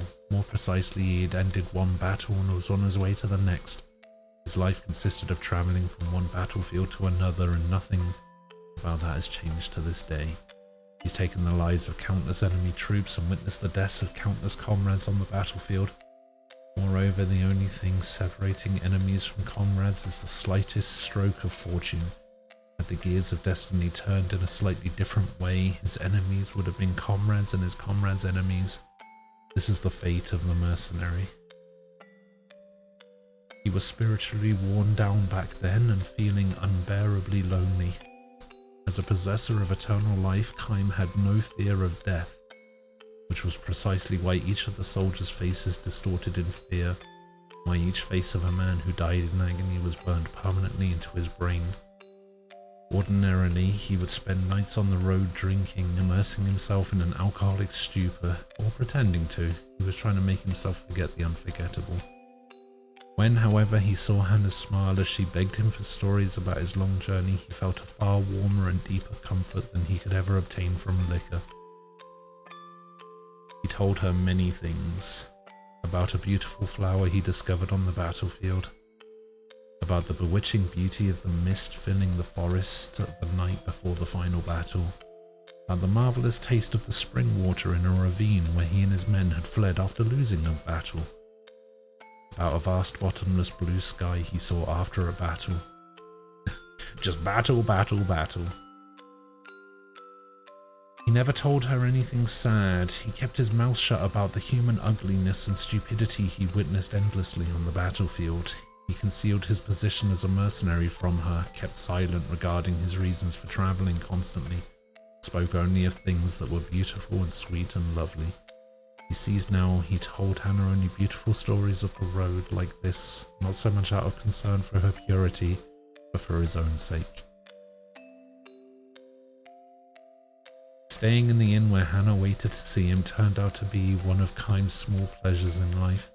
Telling her about the memories he brought back from his journeys, he felt some degree of salvation, however slight. 5 years, 10 years, his friendship with the girl continued. Little by little, she neared adulthood, which meant that, as the doctors had predicted, each day brought her that much closer to death. And now Kaim ends the last travel story he will share with her. He can never see her again, can never tell her stories again. Before dawn, when the darkness of night is at its deepest, long pauses enter into Hannah's breathing. The frail thread of her life is about to snap as Kaim and her parents watch over her. The tiny light that was lodged in Kaim's breast will be extinguished. His lonely travels will begin again tomorrow. His long, long travels without end. You'll be leaving on travels of your own soon, Hannah, Kaim tells her gently. You'll be leaving for a world that no one knows, a world that has never entered into any of the stories you've heard so far. Finally, you'll be able to leave your bed and walk anywhere you want to go. You'll be free. He wants her to know that death is not sorrow, but a joy mixed with tears. It's your turn now. Be sure to tell everyone about the memories of your journey. The parents will make that same journey someday, and someday Hannah will be able to meet all of the guests she has known at the inn, far beyond the sky. I, however, can never go there. I can never escape this world. I can never see you again. This is not goodbye. It's just the start of your journey. He speaks his final words to her. We'll meet again. His final lie to her.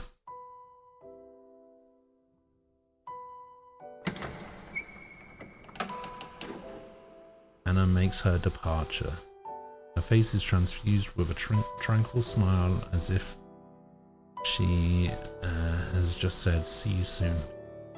Her eyes will never open again.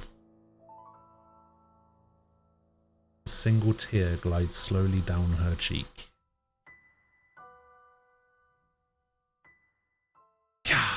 Fuck, man. Jesus Christ. Oh, forgot how fucking depressing this game is. Oh, man. Damn.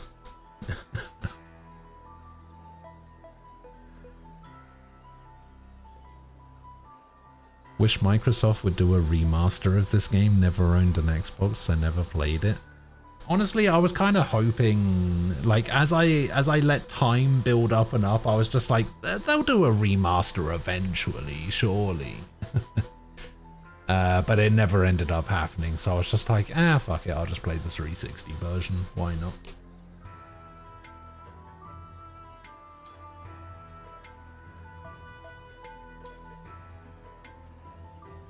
Oh boy.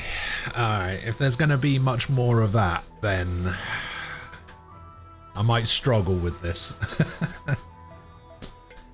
Kaim's mind is filled with lost pieces of past memories. Certain sights or conversations can bring these memories back in the form of dreams. To view episodes from 1,000 Years of Dreams again, rest at any inn or bed, or select them from the start menu. You can view these episodes any number of times. When viewing an episode from 1,000 Years of Dreams, you can pause it by pressing the start button or cancel it by pressing the back button.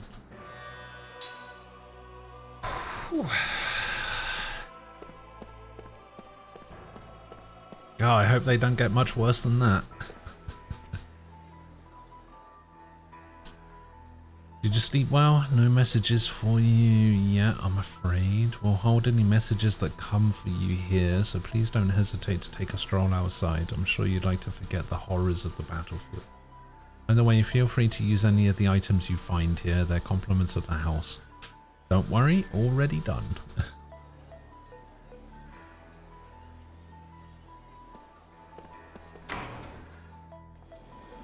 Is the weapon shop guy back yet? Oh, it's the other character I remember. I just can't remember his name.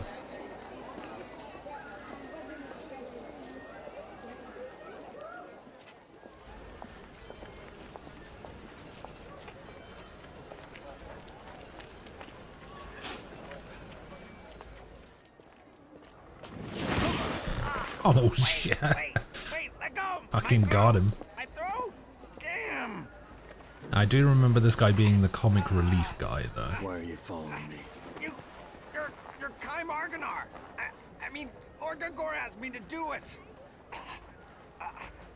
It's the truth! I'm supposed to tell you to go to his manor. He has something important to tell you. You are? Jansen. Messenger for Lord Jansen, Gongora. that's it.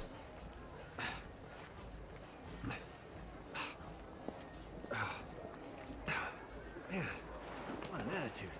Jeez whiz.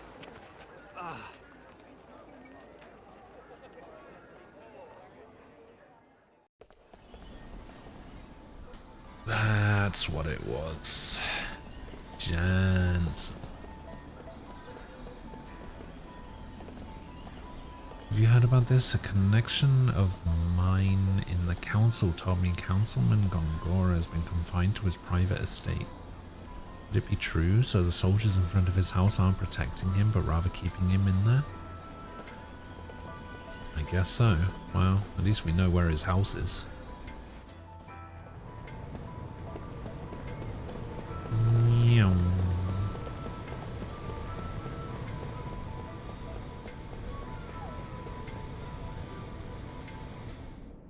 Man, I forgot how slow this game was to get going.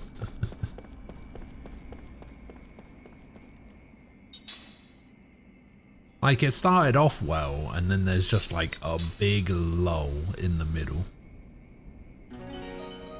Doo-doo-doo-doo.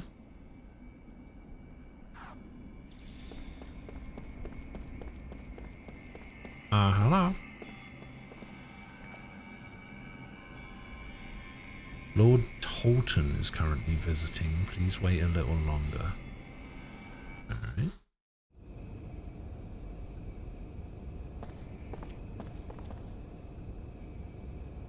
House arrest is going too far. I have firmly opposed Roxian on this. Do not despair. Rox. Thank you, Your Majesty. It is much more than I could have asked. Your father would have been pleased. I could never fill my father's shoes. And now that Ura is a republic, I am simply a citizen like everyone else. I am no longer Your Majesty. I respect the royal blood that flows in your veins. It is only fitting that I offer the respect you're due. Do not be foolish. People will think you're a dissident who wants to restore the monarchy.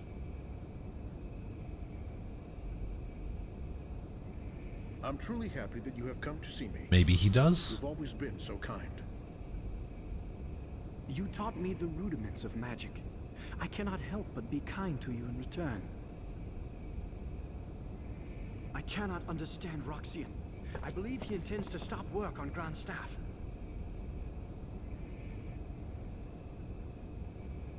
It makes me angry, Gongora. Our entire nation has benefited from magic Oh, it energy, makes me yet so he does not mad. understand the significance of Grand Staff. If we can increase magic energy with Grand Staff, just think how much better our people's lives would be. We would no longer need soldiers. You have seen the future of Ura, and how Grand Staff can make it happen.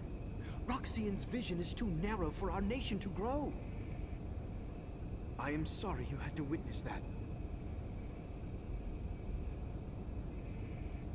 There is no need to apologize.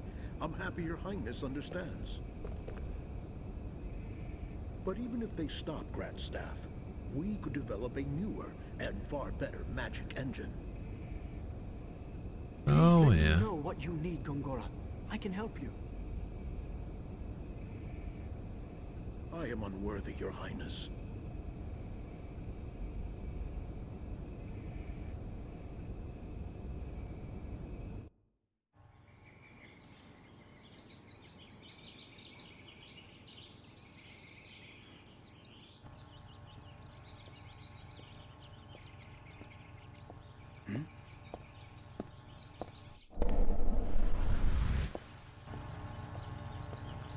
Okay.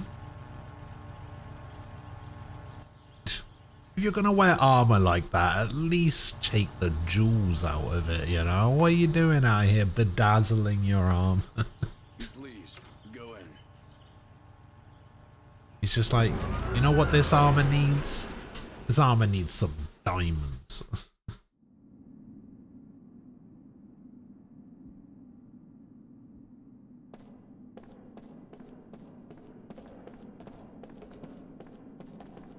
God, this place looks like shit.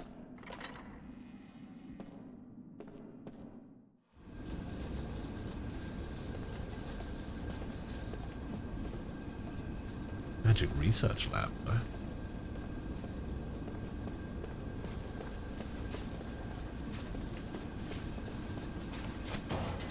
Bonk.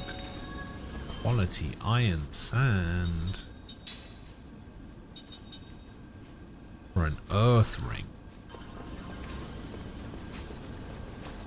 What? No, I was still exploring. That woman. How could she be in Ura without me knowing?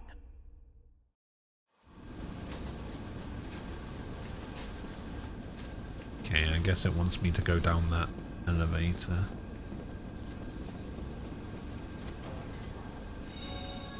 Seed.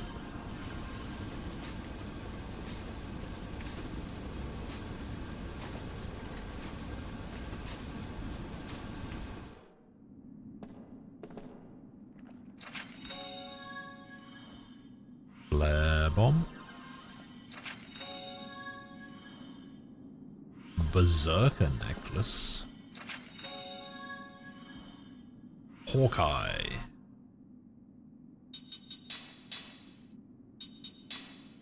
Berserker necklace increased magic and physical attack power during critical HP status and reveals the types and elements of enemies. Oh, that would probably be much more useful.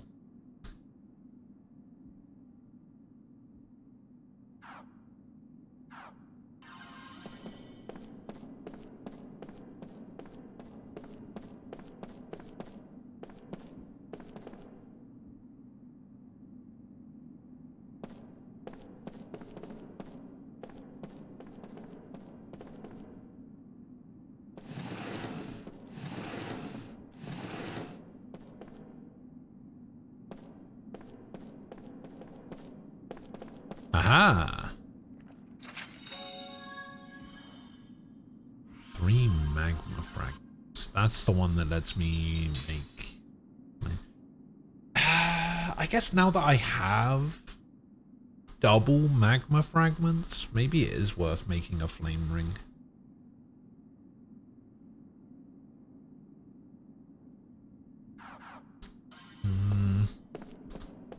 I don't know. We'll see what we got going on with other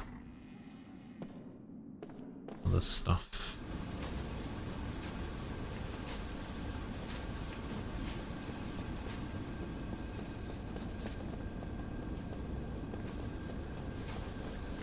Okay, that leads out to the other side.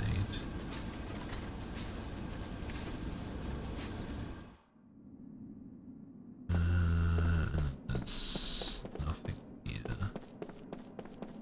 We got this room here. Oh, this leads back outside. To this definitely not a secret passage area in the garden.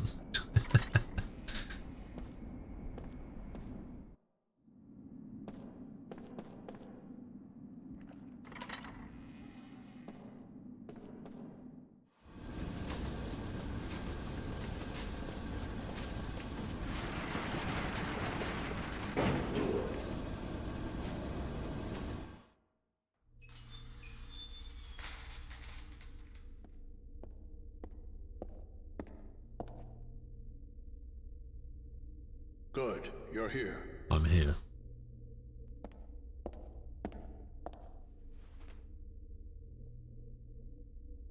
I asked you here for only one Oh, reason. it actually like changes his accessory stuff.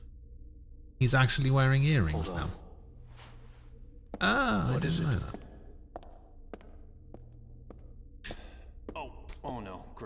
dreams.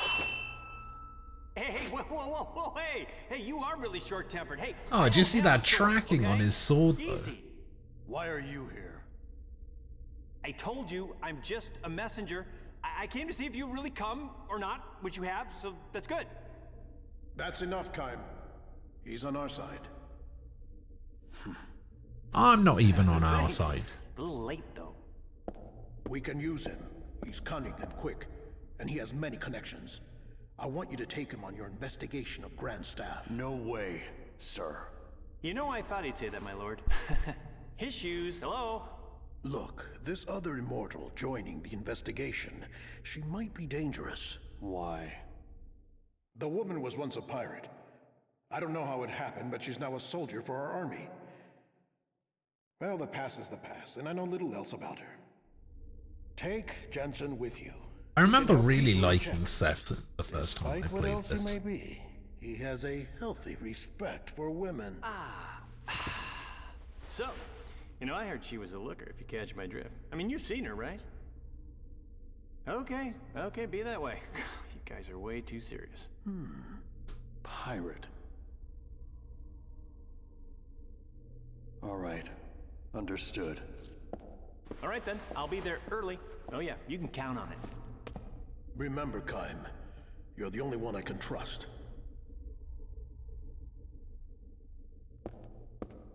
I can't leave here for a while.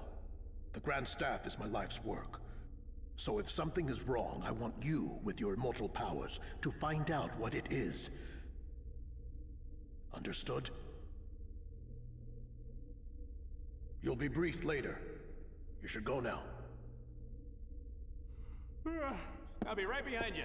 Game's fully backwards compatible, so you don't need a remaster, which given Oh, he's gonna be fun to work the with. patch that tends to get made of remasters is probably a good thing. Wow. Unless nice. they remaster You know, and my lord, release it I've on been PC thinking, or working something. with this guy, it's like playing It's with okay, fire. grit my teeth Did and you roll. see his Yeah, see, eyes? that's what I was hoping for. I was I got hoping bad for a feeling about this PC whole version, thing. or at I mean, this least little guarantee is not gonna be enough, adding I'm it afraid, to keep the an eye on him. You're gonna have to give him a little bit more, like you Xbox understand? on PC lineup. You're already under a magic contract. Don't get greedy. Like, even if I have to play it through the like Xbox app or whatever, it's fine. Is your fee still unsatisfactory? Okay, not funny. I'm not laughing, okay? I was just kind of I can hoping that stick my they neck out would for this, release it okay? in a way that makes it more accessible.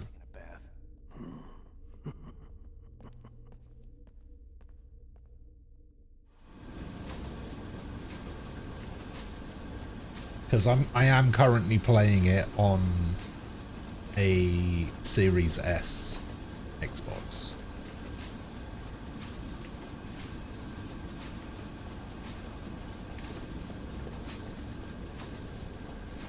You know, I'm finally putting the totally legitimate hardware meme to actual truth.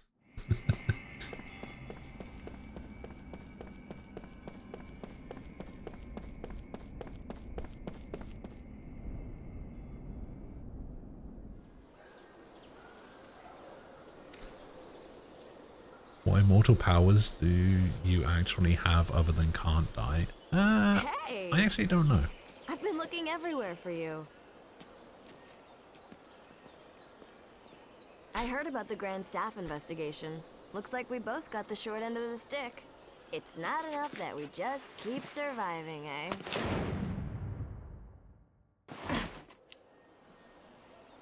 There's always something. So, what did you learn in the council? Nothing to do with you. Oh, really? Say, haven't we met somewhere before? Hmm? Ugh. Nothing to worry about if you can't remember. Neither can I. You too, huh? I can't recall a thing.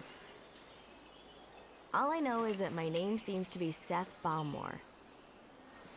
People say I used to be a pirate. Isn't it strange that both of us lost our memory and are immortal? Maybe we met a long time ago. I sort of get that feeling when I look at you.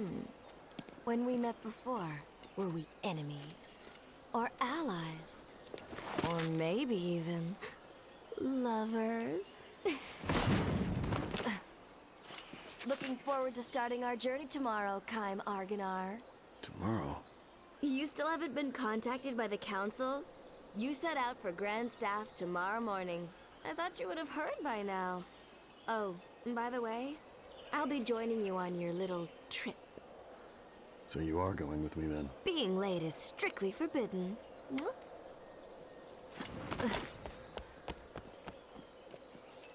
Where's she off to in a hurry?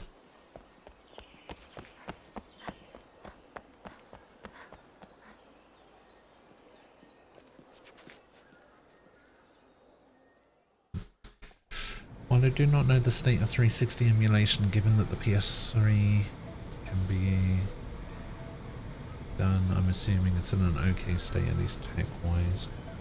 One is, I don't know how much demand there is for that, as for what it's worth. There'd need to be enough 360 games that are enable and willing to play native on the PC. That's true.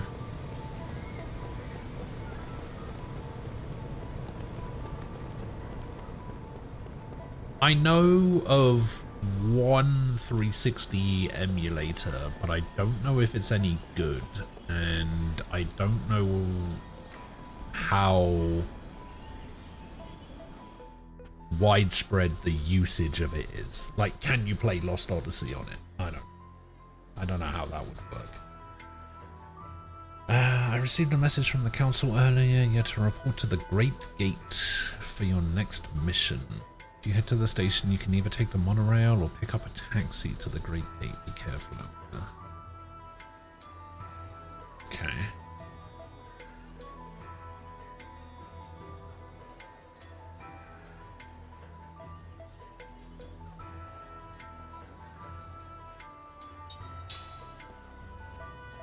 Well, I have to go now?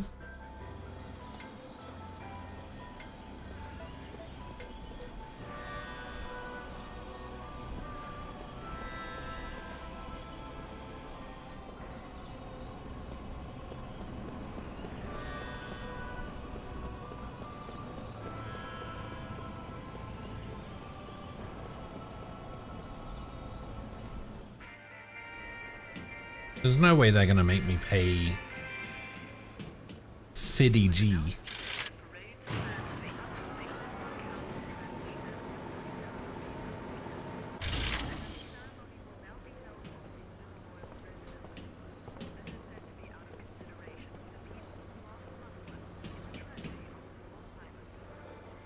This is the monorail. Oh, it's not in operation.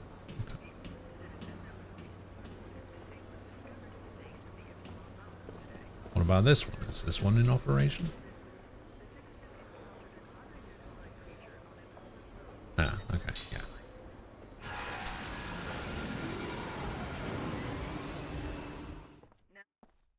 Let me have a look.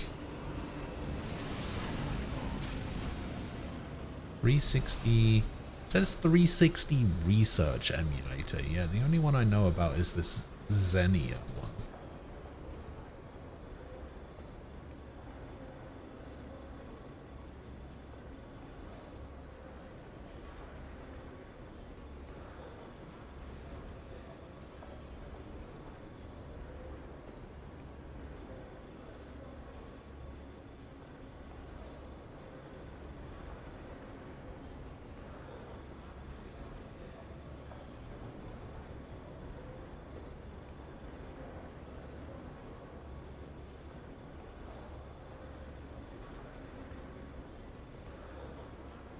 Yeah, I don't know.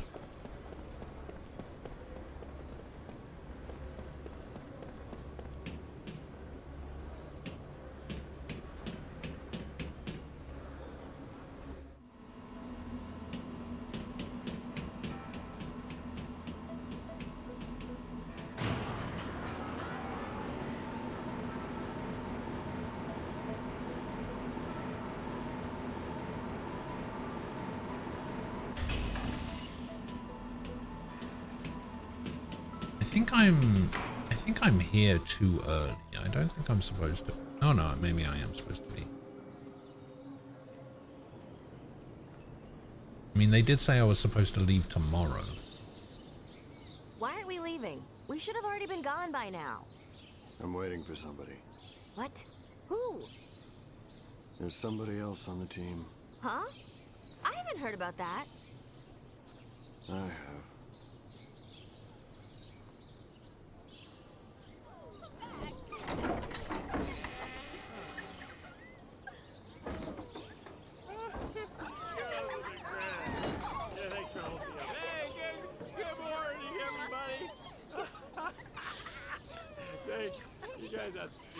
What the?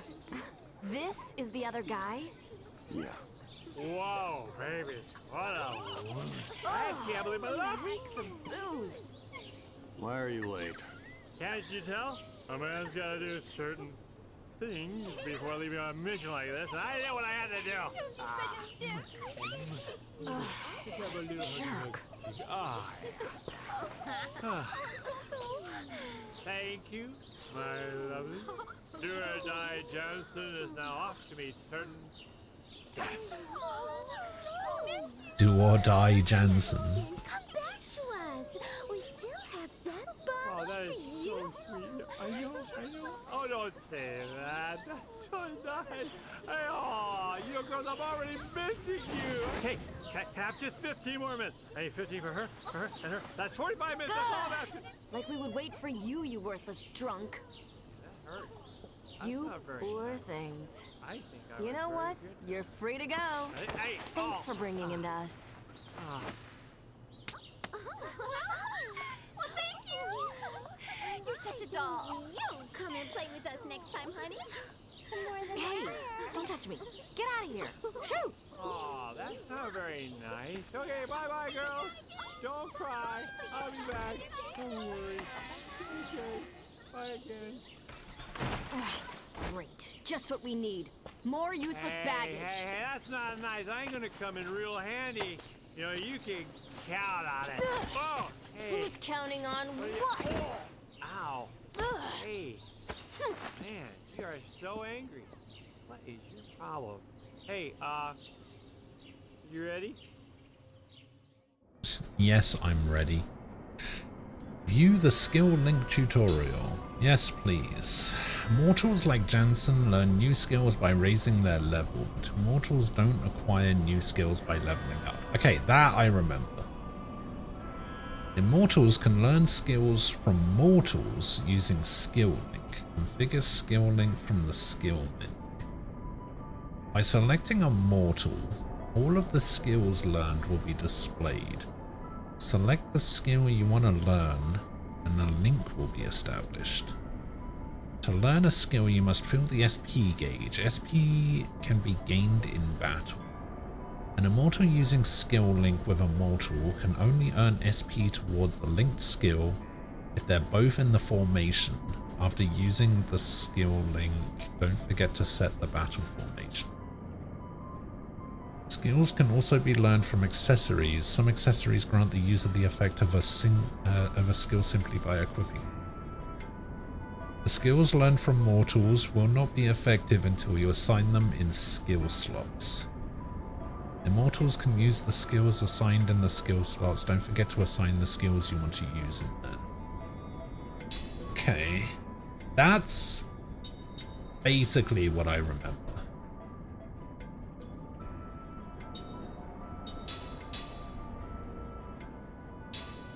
So he's getting factual analysis from the Hawkeye thing, right?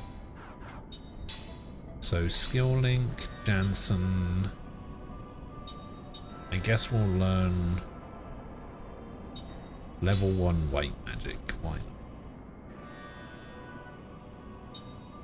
Can you also, if I learn this, okay, so multiple people can link with the same person.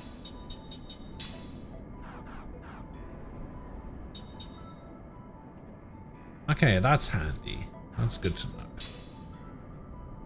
So we know heal, and we know cure poison, and we know flare, and we know wind. we don't know any spirit magic. Okay.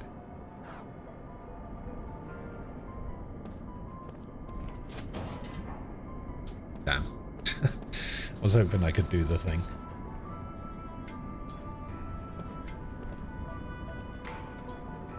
Alright, let me see if we can do this helmet thing.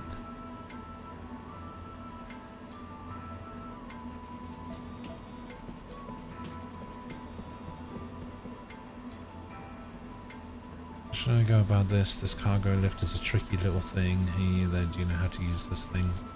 Can't get up there without going on the lifts. It's pretty easy to screw up if you aren't careful. Plus there's that junk in there too. I've got to get these lifts moving though. What to do? Work the lifts for him? Sure. Give me a hand, what a relief. Well then, let me explain how this thing works. You use these 3 levers to work the lifts. Each lift can stop at the top, middle or bottom, and we need to get all of them to the bottom. Okay, the tricky part is that pulling one lever moves 2 lifts at once. What's worse, each lift goes up and down in its own particular pattern. Also, you can move the lifts only a set number of times. After 6 movements, it will automatically reset to its default position, so you can't screw it up too badly at the very least. Go ahead and give it a shot. I'm sure you'll figure it out soon enough. And why am I doing this? Why can't you do this?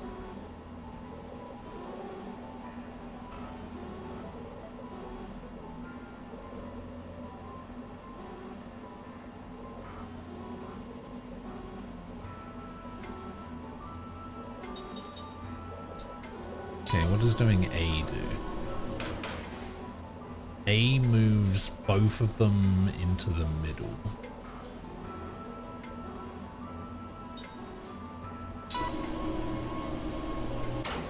E moves that there. C moves those 2.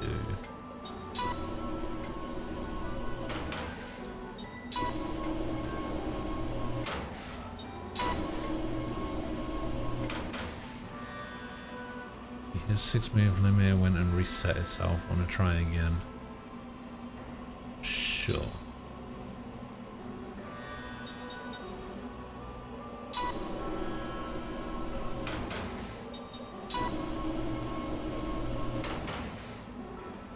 Okay, and then we want to do this one. And I guess we want to do this one. This one. Is that not just the same thing I just did? Wow, impressive. You're pretty good at controlling this thing. What do you think about working here full-time starting today? Anyway, I can finally clear out all the junk up there. If you see anything you want, just take it. Think of it as my thanks for your helping move this thing. Isn't that what I did the first time? I had them all set up in the same place. Didn't I? Also, how do I get that guy's helmet? Do I have to move the lifts in a different way?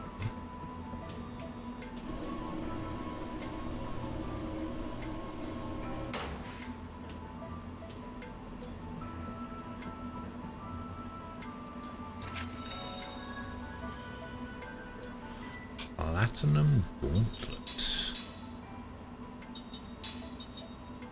Recovers HP when defend is used. Oh my god. Legendary Dragoon, welcome back.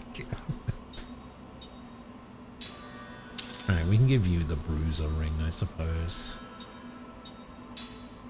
You don't get a ring because we don't have one. Yeah, I guess we'll give you the Platinum Gauntlet and we'll give you the Berserker necklace, I guess.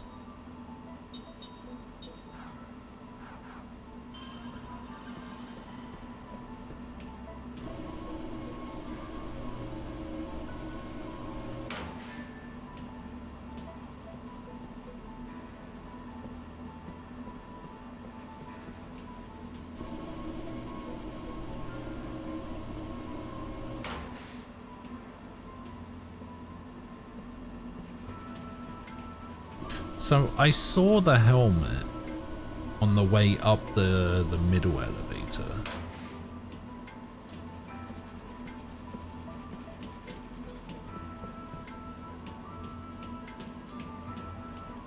Is there a way I can get up there?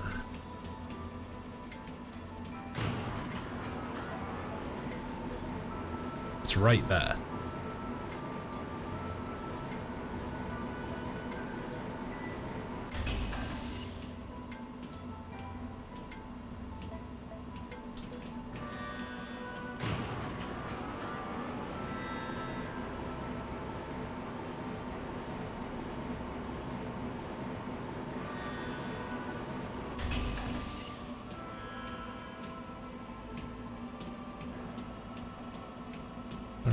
Anything I can interact with?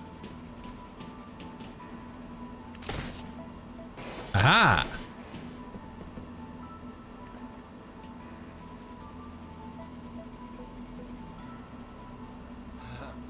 Hey, that's a soldier's helmet. Where was it? Wow, it was stuck on there. I'll return the helmet to the soldier. Thank you so much. I better repay you. Antidote brooch. Immune to poison, maybe? Ah, grants immunity to poison. 20 SP! What do you mean?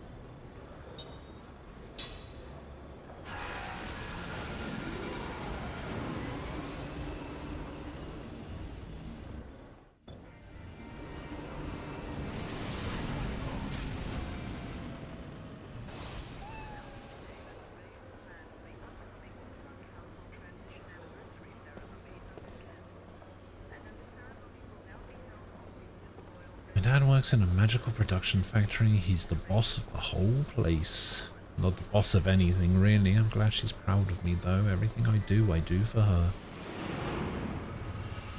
Time recalls a memory that was locked deep within his heart.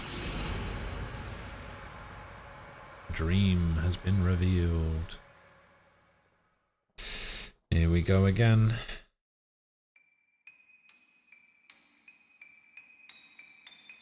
Little liar. Everyone in the marketplace hates the little girl, not yet 10 years old and far from having outgrown the sweet innocence of childhood.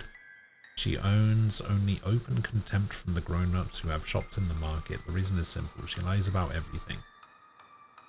Hey mister, I just saw a burglar go into your house. Look lady, everything just fell off your shelves. Hey everybody, did you hear what the traveler said? Bandits are planning to attack this market. Even the most harmless white lies can be annoying if repeated often enough, and the shopkeepers have found themselves growing angry. You better watch out for her too, the lady greengrocer warns Kime. Nobody here falls for her lies anymore, so she's always on the lookout for newcomers or strangers. Somebody like you would be a perfect target for her. She could be right. Kime is new to the town. He arrived a few days ago and has just started working in the marketplace today. What do her parents do? Kime asks while unloading a cart full of vegetables. The woman frowns and shakes her head with a sigh. She doesn't have any. They died? Her mother did at least, maybe 4 or 5 years ago. She was a healthy young woman who never so much as caught a cold in her life, then one day she collapsed and that was it for her. How about the father? She sighs more deeply than before and says he left to find a job in the city. And didn't take her with him? Alright. The parents used to operate a variety store in the market, though the mother almost single-handedly took care of the actual buying and selling of many of the goods they carried. As soon as she died, the shop's fortunes took a plunge until it was eventually taken over by someone else. Father went off to the distant capital in search of a good-paying job that would enable him to cover their debts. He promised to come back in 6 months, but he was gone for a whole year now. Letters used to arrive from him on occasion, care of his friend the tailor, but those two gave out about 6 months ago.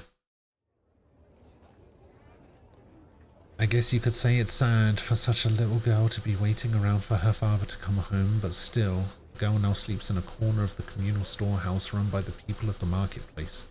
We all used to talk about taking care of her, to be stand-in parents for her until her father comes back. This is no surprise to Kaim. He knows from his own experience that all of the people who work in the marketplace, and not just this plump, kindly woman, are good-hearted and generous despite their limited means. Otherwise, they never would have hired a stranger like himself. Long before that first 6 months went by, we were all heartily sick of her. She was a sweet, simple girl while her mother was alive, but this experience has left her kind of twisted. All her sweetness is gone. Of course, we all feel sorry for her.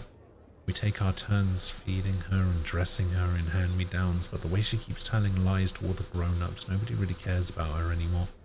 Why can't she see that? She must be lonely, don't you think? With a pained smile, the woman shrugs and says, "That's enough gabbing for one day. Work, work," and she goes back inside the shop. Kaim is sorting the vegetables he has unloaded in front of the shop when he hears a little voice behind him. "Hi, mister, you new here?" It's the girl. "Uh-huh. You're not from the town, are you?" "No, I'm not.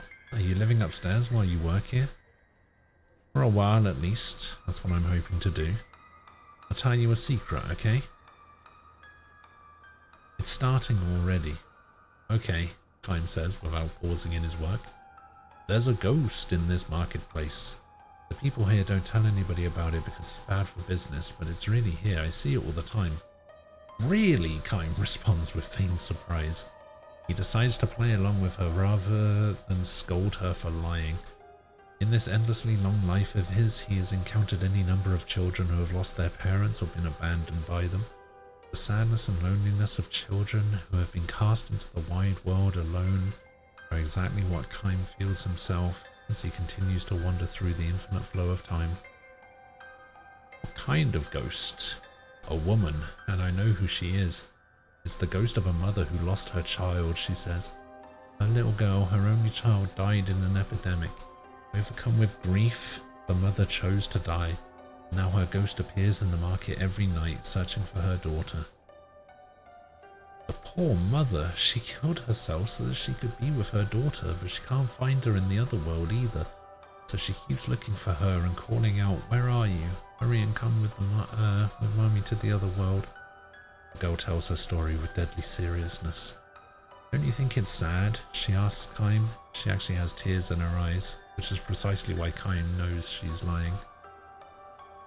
Even if he had not been warned by the woman, he would know this was a lie based on what she told him about the girl's background.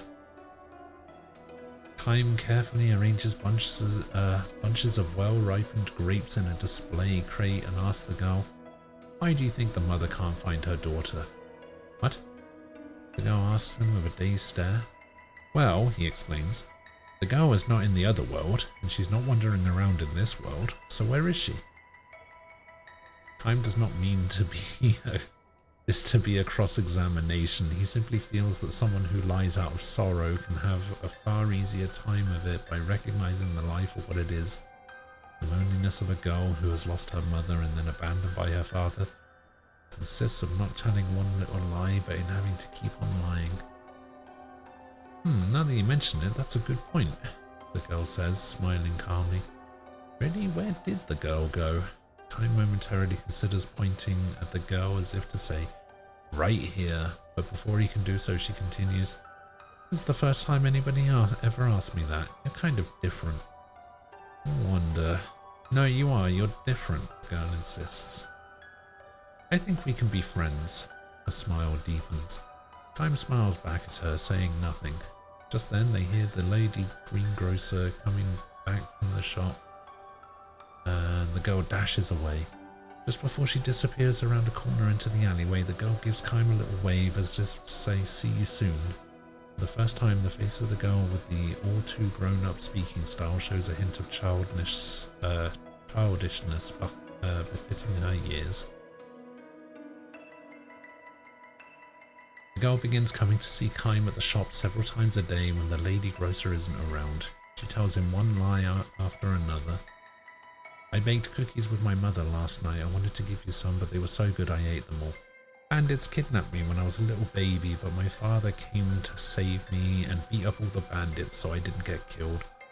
My house is a big white one at the foot of a mountain. You're new here, so you probably don't know it. It's the biggest house in town. You don't have a family, you're all alone. Poor Kaim. I wish I could share some of my happiness with you. All of her lies are born of sorrow, sad, lonely lies she could never tell to marketplace people who know her background. At the end of every chat with Kaim as she's leaving, the girl holds her finger to her lips and says, "This is just our little secret, don't tell the lady grocer." Of course Kaim says nothing to anyone. He happens to find himself in a situation when the market people are speaking ill of the girl. He quietly slips away. Lies and disparagements are funny things. They don't take shape because someone tells them, but rather because someone listens to and voices agreement with them. A truly isolated individual can never speak ill of anyone. The same can be said regarding lies. Because she has someone to tell her lies to, the girl did not fall into the abyss of true isolation. To project her small, sad share of happiness, Kaim plays the role of her listener, raising no objections. One day, when the girl comes to see Kaim, she takes special care not to be noticed by the lady grocer or by the owners of the neighbouring shops. "Tell me, mister, are you planning to stay here a long, long time?" "No, I'm not," Kaim says, continuing to unload vegetables and fruit. "You'll be leaving when you save up enough money?" "Probably. But you don't have enough yet." "I'm getting there," he says, turning a strange smile on the girl. This is a white lie of his own. He already has enough money to support himself on the road, nor has he taken his current live-in job because he needs money so badly. He's here because he's not found a destination he wants to travel to. A journey without a destination is an endless journey. Wise men say that you need dreams and goals in life, but dreams to accomplish and goals to realize shine as guideposts in life precisely because life is finite. So then what should be the dreams and goals of one who has been burdened with a life that has no end? Kaim's is not a journey to be hurried, nor is it one that can be hurried. Perhaps drifting day after day with no destination cannot even be called a journey. "If I were you," says the girl, "I'd get out of this marketplace as soon as I had saved up enough for 2 or 3 days of traveling." Kaim responds to her with a silent, pained smile. What would be the look on the girl's face if Kaim were to tell her, "Staying here for you. I'm finding the meaning of my life for now in providing you with a listener for your lies." The moment these words come to mind, words he can never actually speak to her, the girl looks around furtively and says in a near whisper, "If you want to get out of here soon, I know a good way you can do it." "A good way?" "Sneak into the tailor's and steal his money. There's a little pot in the cabinet at the back of the shop. It's full of money." "Are you telling me to steal it?" "Yes." She looks straight at Kaim without the slightest show of doubt in her eyes. "In all seriousness," she goes on to explain, "that tailor deserves to have his place robbed. The money in the pot," she says, "is tainted." "I know this girl, a good friend of mine," she says, "and it's so sad about her. Her mother died and her father went off to work in the capital and she's all alone. Her father was supposed to come and get her after 6 months, but she hasn't heard a thing from him." Yet another lie born of sorrow. Kaim calmly asks, "Is there some connection between your friend and the tailor?" "Of course," she says, "a close connection. What's really happening is the father was sending her money every month, the way he was supposed to help make her life in the town a little easier. And he kept writing to her. He wanted to tell her he found a good job in the city so she would come and live with him right away. He's too busy to come for her, so she should come to him. And he sent her money for the trip, but none of the letters or the money ever reached the girl. Why do you think that is?" Before Kaim can answer, the girl says, "The mistake he made was to send the letters and money care of the tailor. He's been keeping all the money for himself." Kaim looks away from the girl. In order to prop up one sad lie, the girl was piled on a still sadder one, a lie that can hurt another person. This is the saddest thing of all. The lock on the tailor's back door would be really easy to break, the girl adds, and she gallops away without waiting for Keim's reply. The girl comes running into the grocery store the next morning, shouting for the owner. She says directly to the woman, not to Keim, burglars broke into the tailor's shop last night. She says she saw a number of burglars sneaking in late at night after the marketplace emptied out. My oh my, says the woman with a forced smile. That must have been just terrible. She's obviously not taking the girl seriously. But it's true though, I really saw them. Look, little girl, I've had just about all I can take from you. You're such a little liar. It scares me to death to think about you growing up to be a burglar or a con artist or something. I'm busy trying to open my shop now. Do you mind? Try it on somebody else. She's hardly through speaking when someone outside shouts, Help, somebody come. The tailor is standing in the streets looking horrified and screaming at the top of his lungs. Burglars! They took all my money! The little girl slips away as the tailor comes in. The marketplace is in an uproar. The girl was not lying, that much is certain. But all too accustomed to her lies, people now suggest the possibility of another kind of lie. Maybe she did it. What do you think? So it begins. I think you might be right. Talk about play acting. I wouldn't put it past her. Let's go find her. We'll make her tell, even if we have to get a little rough with her. No one objects to this suggestion. Some run off to the storehouse, and others start searching the marketplace. Can't find her anywhere. The storehouse is empty. She ran away with the money. As the searchers return from their reports and speculation, Keim finally understands everything.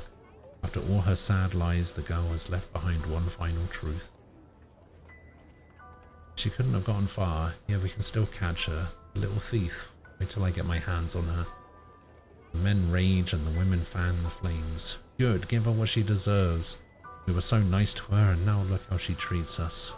Can't let her get away with it. A dozen men start to run after her, but Keim stands tall in the road, blocking their way. Hey, move it.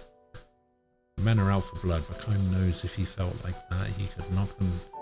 He could knock them all down, and they wouldn't be able to lay a finger on him. Instead, he relaxes his powerful stance and throws a leather coin pouch on the ground in front of the men. The stolen money is in there, he says.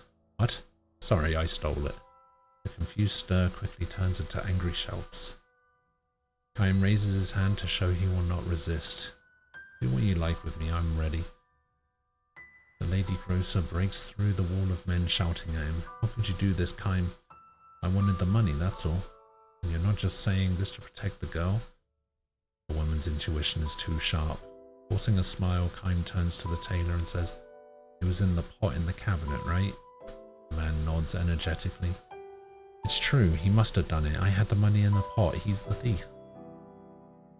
The money wasn't the only thing in the pot, though. Was it? What are you saying? You had some letters in there too, letters from the girl's father. It's a lie, don't be crazy. It's true, though. No, there couldn't have been any letters. I threw them all. The tailor claps his hand over his mouth, but it's too late. The lady grocer glares at him. What's this all about, she demands. No, I mean, better tell us everything. People's angry glances turn from Keim to the tailor. Some days later, 2 letters arrive from the girl addressed to the lady at the grocery store and the nice man upstairs. Keim's letter says the girl managed to find her father in the capital. He has no way of knowing if this is true or not. It's hard to imagine a little girl finding her father in the big city so easily without knowing his address or workplace. Still, he decides to believe it. When the girl's letter says, I'm happy now. Human beings are the only animals that lie. Lies to deceive people, lies to benefit oneself, and lies to protect one's own heart from the threat of crushing loneliness and sorrow. If there were no lies in this world, much strife and misunderstanding would surely disappear. On the other hand, perhaps it's because this world is a mixture of truth and lies that people have learned how to believe. When he's through reading his letter, Kime turns to the woman. Concentrating on her own letter, she shyly raises her head when she senses Kime looking at her. I give up, she declares. Listen to this. I'm so grateful to you and the others in the marketplace for all you've done for me. I'll never forget you as long as I live. Lie to the bitter end, that girl, she says, smiling through her tears. Ah, see, that one wasn't so bad. Hello, Ray. Is it me or does Ghost sound slightly staticky? I don't hear it from the game, but I do when Ghost talk. Oh, God. Alright, let me have a look.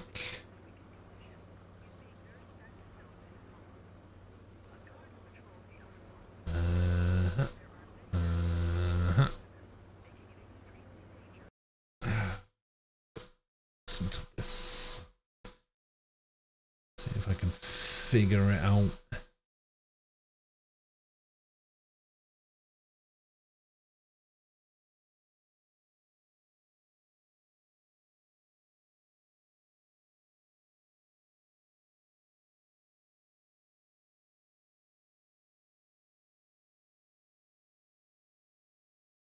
Oh yeah, I see it. I hear it.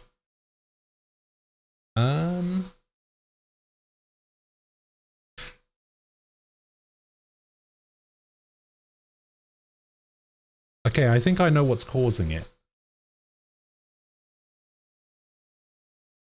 I think it's the Xbox. The Xbox is running really loud. Hang on. Oh, that is so loud. Why is that so loud? Oh, I'll tell you why. It's probably because I haven't moved it or turned it on in 5 years. And it's probably accumulated so much dust that the fans just can't handle it. And so it's just so loud. I'm gonna need to give that a clean once I'm done with the stream today. Because I don't think that was happening during Outer Worlds.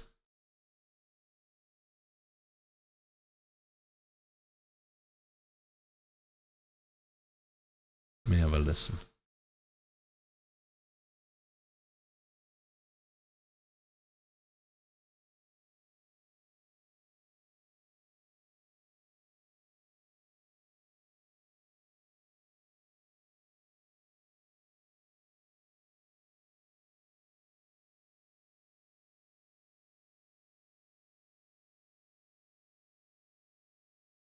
Yeah, Outer Worlds sounded fine. Yeah, I think it's the Xbox.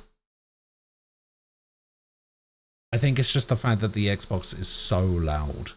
Hang on, let me see if I can move my mic a little bit, because my mic is facing away from it, but it's like, it's so loud. Let me see if I can move my mic a little bit closer to it. Hang on.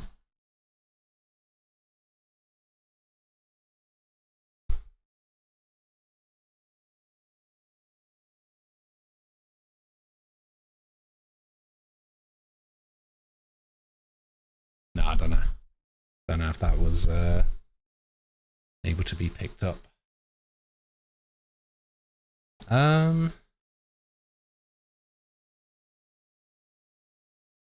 If that's the case, I might just call it here and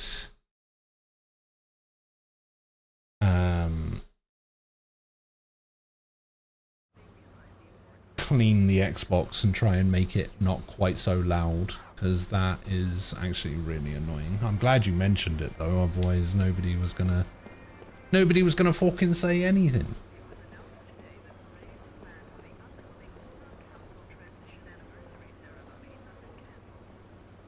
It might also just have been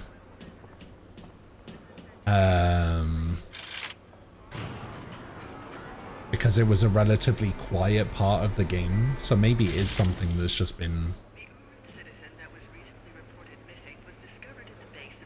Maybe it is something that's been happening all day, but because of the relative quiet part that I was doing just now.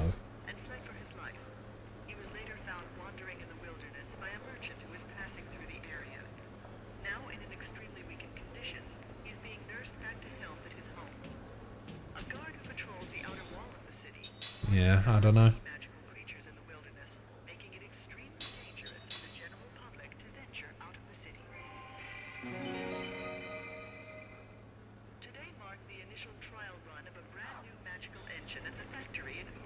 Yeah, I think I'm gonna have to give it a clean and hope it somewhat fixes it. Or maybe I can move it slightly to be behind my monitor so that it's like further away from the direction that my mic is facing.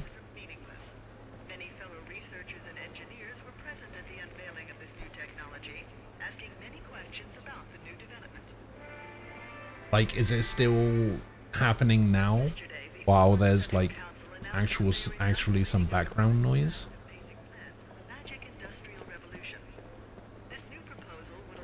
It's probably still happening, isn't it?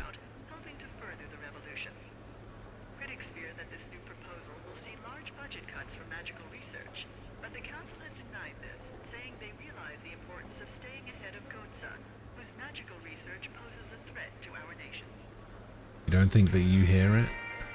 I mean, there's not really a lot happening other than the, like, Tannoy announcement, so... The game's covering it up a little bit. Okay, well, if you can still hear it, then yeah, I should probably give this thing a clean.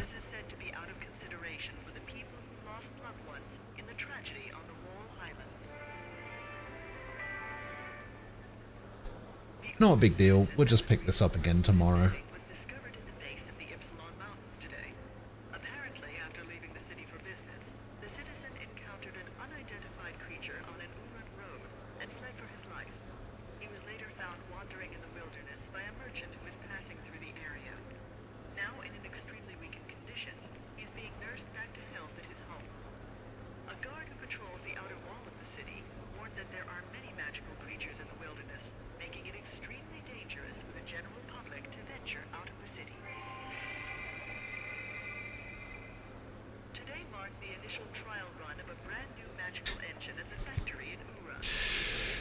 Oh well. I hate running into like audio issues and stuff, so I'm glad it got pointed out anyway.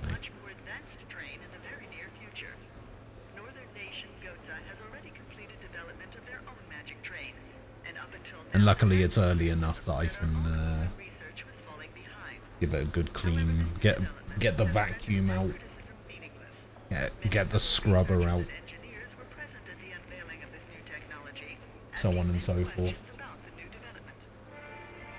Because otherwise I wasn't going to finish for another 4 hours. Probably not a good idea to be doing all that 10 o'clock at night.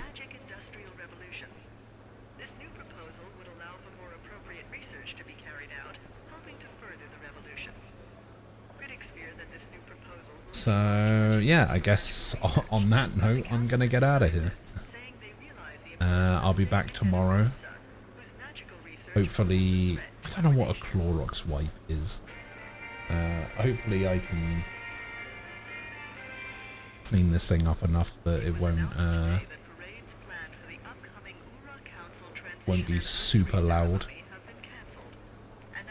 But yeah, thanks for hanging out. I will see you guys tomorrow. Have a good one. Enjoy the rest of your Monday. I will catch you guys later. Stay safe. Have a good one. Bye-bye.